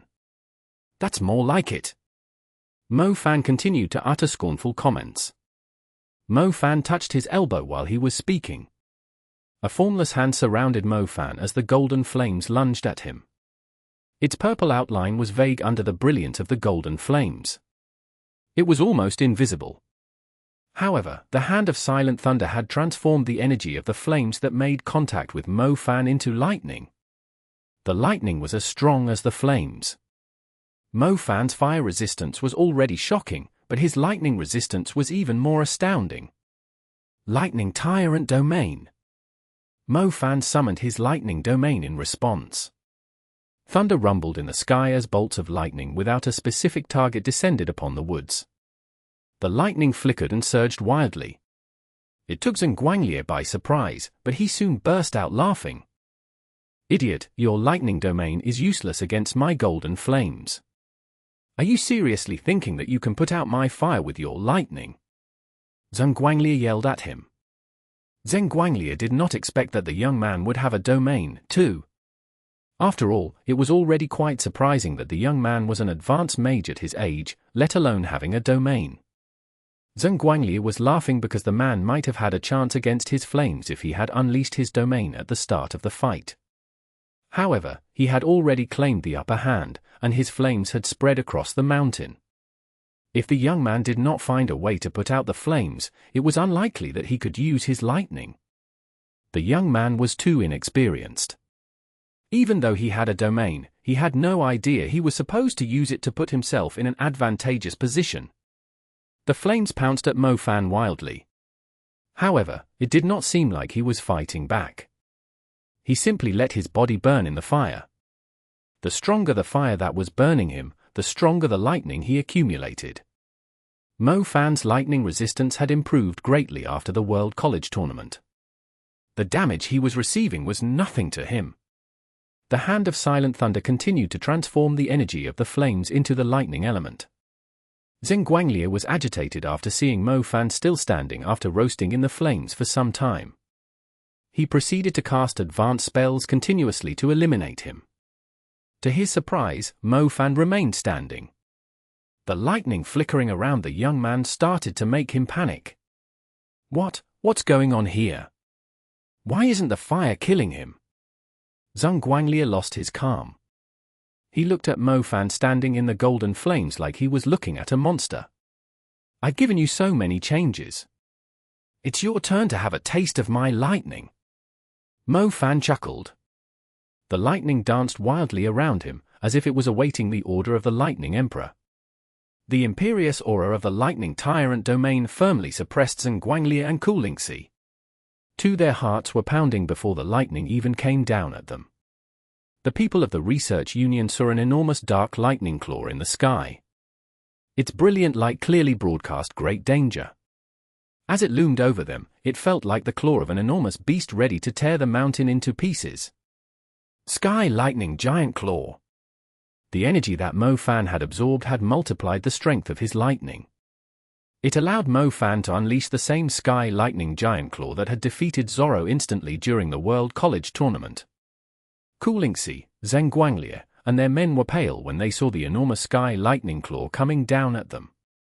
They could not believe it was from a young man that seemed to only be in his 20s. Is that really still an advanced spell? Its aura is so strong that it feels like I'm suffocating. As soon as the Sky Lightning Claw landed, it immediately crushed Zhenguanglie's fire domain. The lightning struck him and swiftly penetrated his defense. Zhenguanglie and Kulingxi had used all their defensive spells and gear, including a huge ocean blue shield, a light element barrier, 3 stacking defensive spells, and armor that could absorb damage. Their defense was enough to defend them against a series of advanced spells, but they did not stand a chance against the 14-fold Sky Lightning Giant Claw, not to mention the lightning element was already known for its ability to penetrate the defense of magic equipment. Kulingxi and his men ended up in a miserable state after they were struck by the terrifying lightning claw. One of them was blasted unconscious instantly. Zhenguanglie was relatively stronger than the others, so his defense was the best among them, yet his skin still blistered after he was struck by the lightning. His face was wounded, with blood flowing down. He quickly wiped the blood off and staggered to his feet. "Damn it, damn it!" Zhenguanglie yelled furiously. He clenched his teeth and glared at Mo Fan. A young mage that came out of nowhere was able to inflict serious damage on him. The defense that he was incredibly proud of could not withstand a single attack. Who exactly was this young man?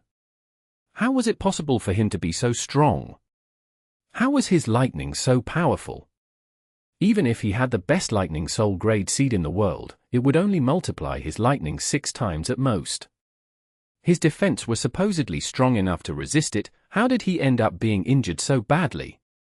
Zhenguanglie was unable to use his magic after being struck by the lightning. He was in such pain that it felt like his body was being torn apart.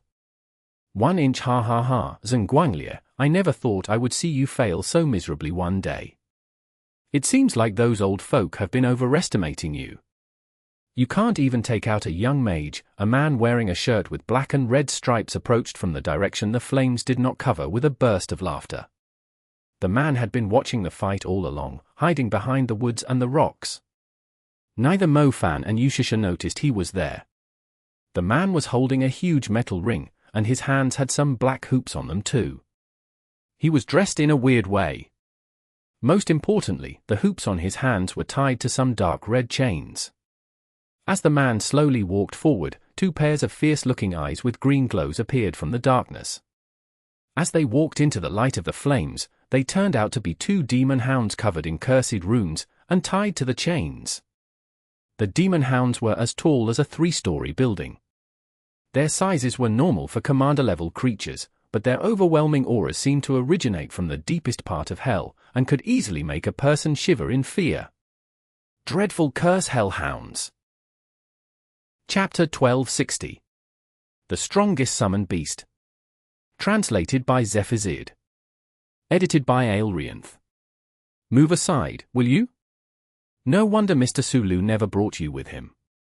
Your capabilities have explained it all. You will be stuck at the advanced level for the rest of your life. You will never become a super mage. The man leading the dreadful Curse Hellhounds laughed sinisterly as he slowly approached the group. The man had a strong baleful aura. Mo Fan could even pick up the scent of the dead from him. The man was clearly human, yet he had a strong presence of the dead. It was either because he had murdered countless people, or he had been experimenting on the dead. It was possible to acquire unimaginable power from the dead. Judging from the rotten smell from the dreadful curse hellhounds, he could easily tell that the man had been feeding the dreadful curse hellhounds human corpses. People like him had done lots of evil acts, yet the magic associations could not find any evidence to prove they were refining the living and the dead to become stronger. This kid isn't as simple as he seems, Houndman. Don't you underestimate him. Zhenguanglier moved to the side. He was seriously injured, and needed some time to treat his wounds. Don't worry, I know him better than you do. The man referred to as Houndman approached Mofan. He inspected Mofan and said, "If I'm not mistaken, you must be the strongest participant in the World College tournament. I really couldn't think of any other young mage that might be as strong as him. You must be him, seeing how strong your fire, lightning, and space elements are. Finally someone that isn't blind. Why don't you piss off now that you know who I am?" Mofan burst out laughing.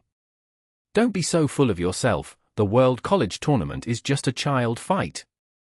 Coming first simply means you are the strongest among students, but that might not be enough in this complicated society. I at least have a 10 to 20 years head start compared to you, and I wasn't less talented than you at your age. Do you really think you can beat me? I have never lost to an advanced mage before now, and I have even fought against super mags," Houndman said proudly.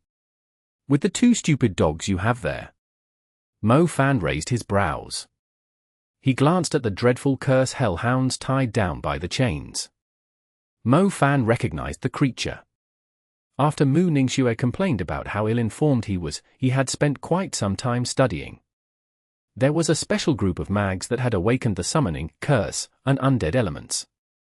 They could combine the power of the three elements with some unique method to summon creatures that were like the order upholders in the summoned beast plane, the dreadful curse hellhounds. The dreadful curse hellhounds were the order upholders and predators in the summoned beast plane. They were mainly responsible for cleaning up corpses and killing creatures that were disrupting the order of the summoned beast plane. Most creatures targeted by the dreadful curse hellhounds ended up dead. Don't you have a powerful summoned beast, too? Feel free to bring him out and try. If my dreadful curse hellhounds really are stupid dogs, I'm interested to see if your flying creek snow wolf is just a piece of trash." The man seemed to be quite familiar with Mofan. He even knew the name of Mofan's summoned beast. Mofan summoned the flying creek snow wolf without further ado. The flying creek snow wolf was smaller than the dreadful curse hellhounds. In addition to that, Mofan could clearly sense the flying creek snow wolf was intimidated by the dreadful curse hellhounds. The dreadful curse hellhounds were the last thing that the other creatures in the summoned beast plane wanted to stumble into. The flying creek snow wolf subconsciously tensed. He naturally felt inferior before the dreadful curse hellhounds. Do they really have such strong dominance over other creatures? The reaction of the flying creek snow wolf had proven the information Mofan had learned from the books was accurate. "Ha ha ha, the dreadful curse hellhounds are the rulers of the summoned beast plane. Even if you summon a pseudo-dragon, it will still be afraid of my dreadful curse hellhounds, let alone your demon wolf that isn't that high level." Houndman burst out laughing. "I've long been waiting a chance to fight these dark red B** Chase when I read about the possibility of combining the power of the three elements. It's been getting colder recently. I wouldn't mind eating some dog meat to warm myself up." Mofan knew the flying creek snow wolf would not be able to help him much. He decisively sent him back to the summoned beast plane. He did not want to put the flying creek snow wolf in a difficult position after he was suppressed by the dreadful curse hellhounds. "You're being too overconfident. Go and tear his limbs off," Houndman ordered. The curse hoops on his wrists emitted an icy light. The chains restraining the dreadful curse hellhounds fell off. Their glowing eyes stared at Mofan like spotlights. Their auras had skyrocketed as soon as they were set free.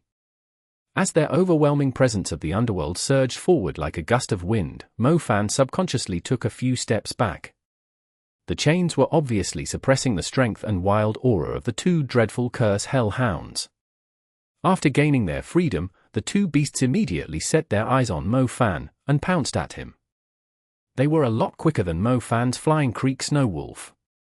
It looked like the two dreadful curse hellhounds knew how to work together as they engaged Mofan from both directions. The angle of their claws perfectly sealed off Mofan's escape. Their cursed aura could even freeze a weaker being in place. Eyes of Terror. Heart-tearing blood claws.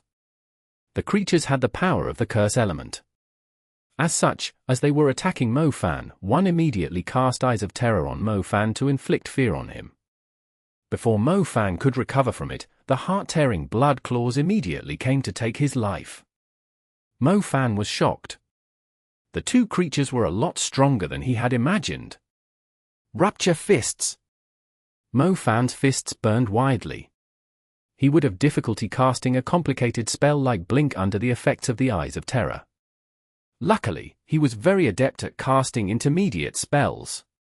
The burning fist sprang forward and a huge explosion detonated in front of Mofan. The damage of the explosion was nowhere enough to wound the two dreadful curse hellhounds.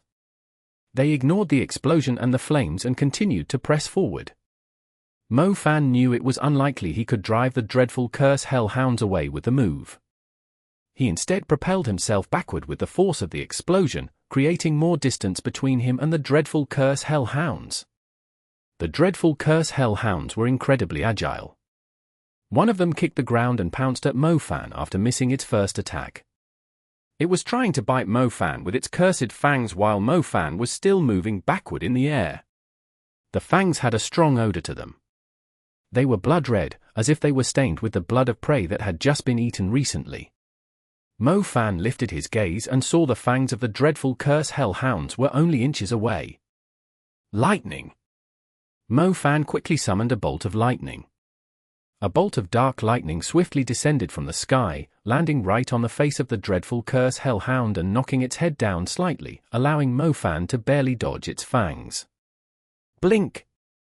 Mofan decisively used the space magic as he temporarily broke free from the effects of the Eyes of Terror. A spell like Blink had a certain channeling time. It was more useful if one could cast it quicker. Luckily, Mofan did not slack when it came to cultivating the space element. He soon finished constructing the Silver Star constellation. A roar came from another direction. The other dreadful curse hellhound opened its mouth and let out a rotten breath in Mofan's direction. It was like a black light beam directed at Mofan's star constellation. At the same time, Mofan disappeared into the rift and reappeared at the mountain's waist, where the trees were already burned into ashes. Not far away, Shishi broke into a frightened sweat. From her perspective, it looked like the corrosive breath had turned Mofan into a bunch of silver patches. Luckily, he had managed to teleport away from the danger. It was such a close call. The two dreadful curse hellhounds had a keen sense of smell. They immediately picked up Mofan's scent as soon as he blinked away. They spread their muscular legs and dashed towards the mountain slopes, pursuing Mofan relentlessly. Lightning explosion! As soon as the dreadful curse hellhound showed up before Mofan, a huge lightning explosion took place as if the creatures had walked right into Mofan's trap. Thick lightning bolts danced wildly and knocked the two dreadful curse hellhounds flying. That's not going to hurt them at all. Houndman laughed mockingly. The two dreadful curse hellhounds quickly rose to their feet. The dark red runes on their bodies started to glow as countless cursed seals sprang at Mofan like black chains, forming a black pattern on the ground Mofan was standing on. Mofan seemed incredibly tiny standing on the pattern. A sealing force rose up from the pattern. It was so strong that Mofan could not even raise his finger. Blin, damn it, I'm trapped. Mofan was slightly slower at casting his spell. The cursed prison had bound him to the cursed pattern, stopping him from using the space element. The dreadful curse hellhounds grinned. They seemed very excited, as they could finally get their hands on their prey. The dreadful curse hellhound that was moving agilely made its move first.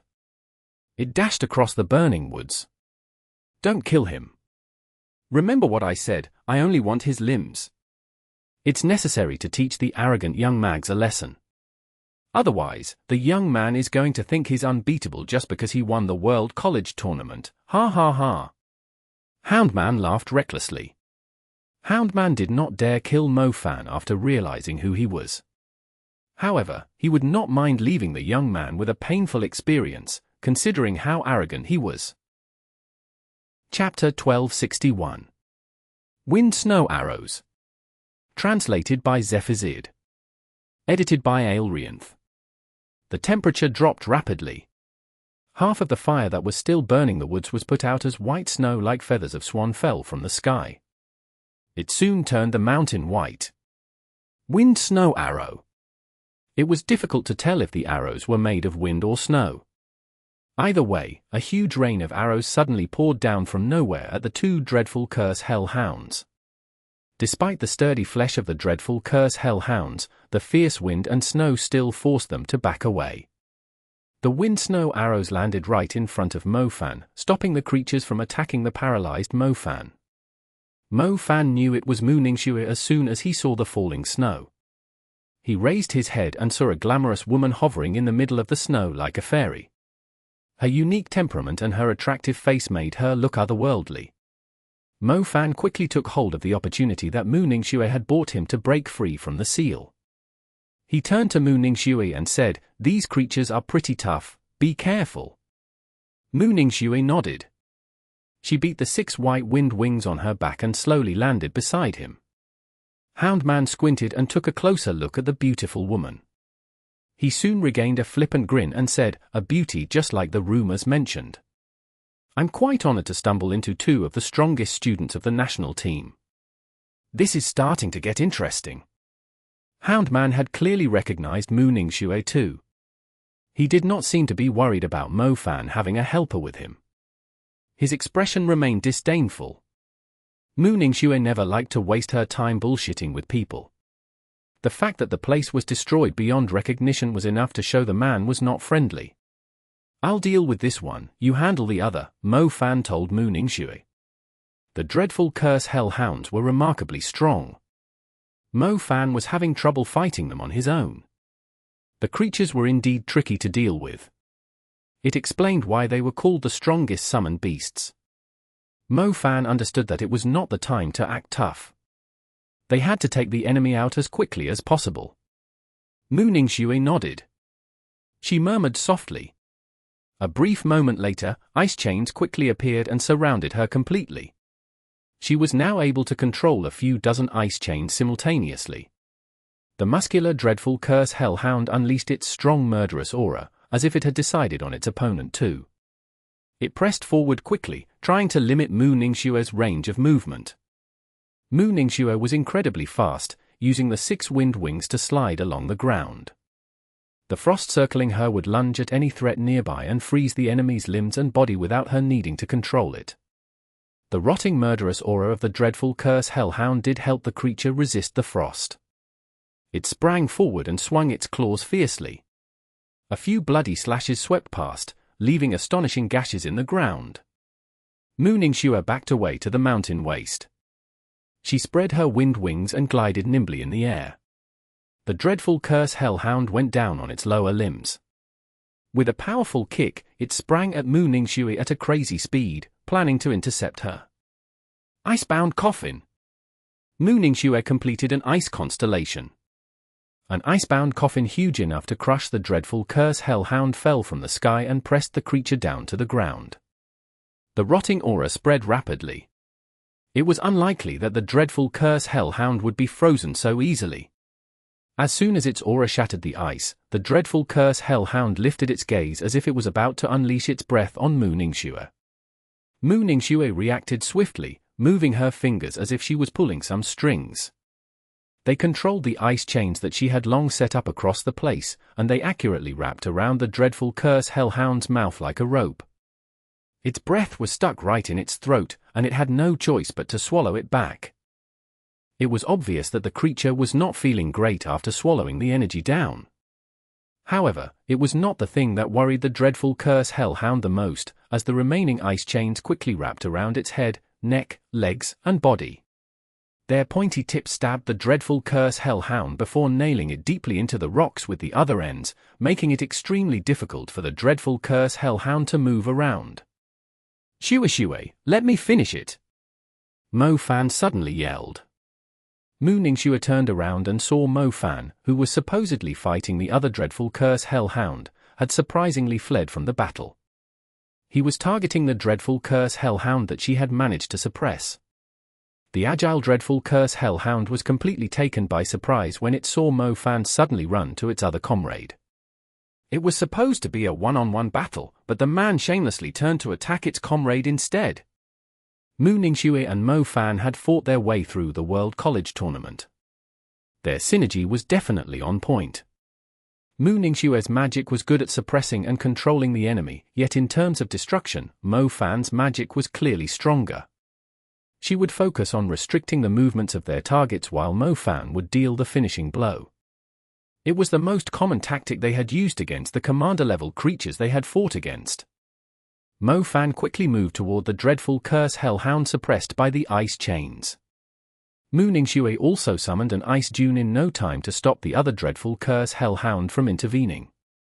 Mo Fan arrived in front of the dreadful curse hellhound that was bound to the ground.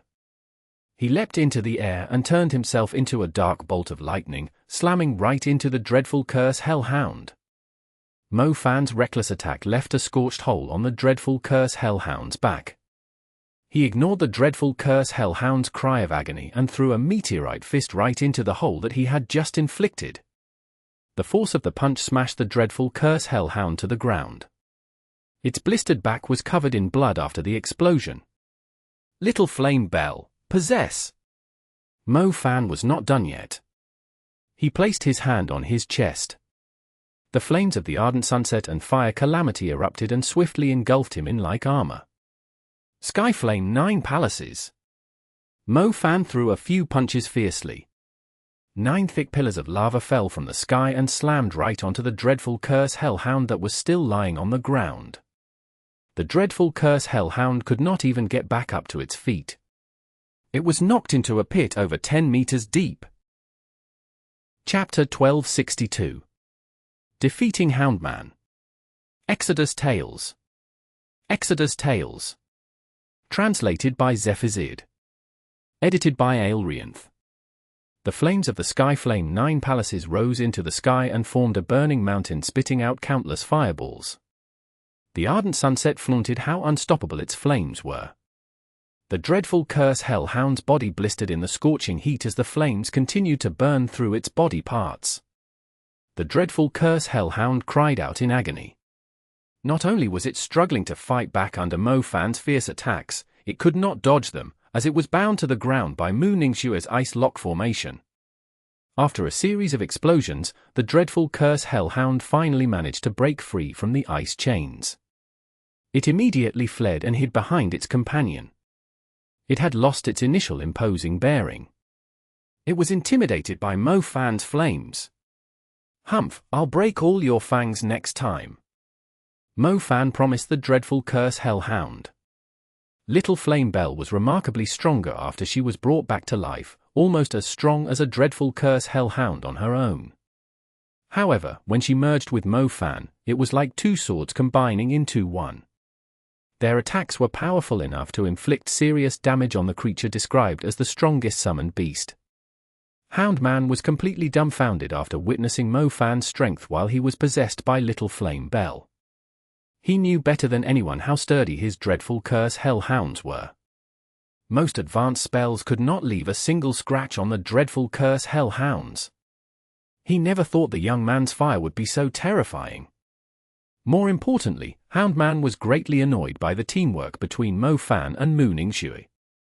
Considering how agile the dreadful curse hellhounds were, it was very unlikely Mo Fan could directly land his attacks on them. It turned out that he had underestimated Mu Ningxue's capabilities, too. One left. Mo Fan shifted his attention to the other dreadful curse hellhound. This creature was a lot quicker than the other one.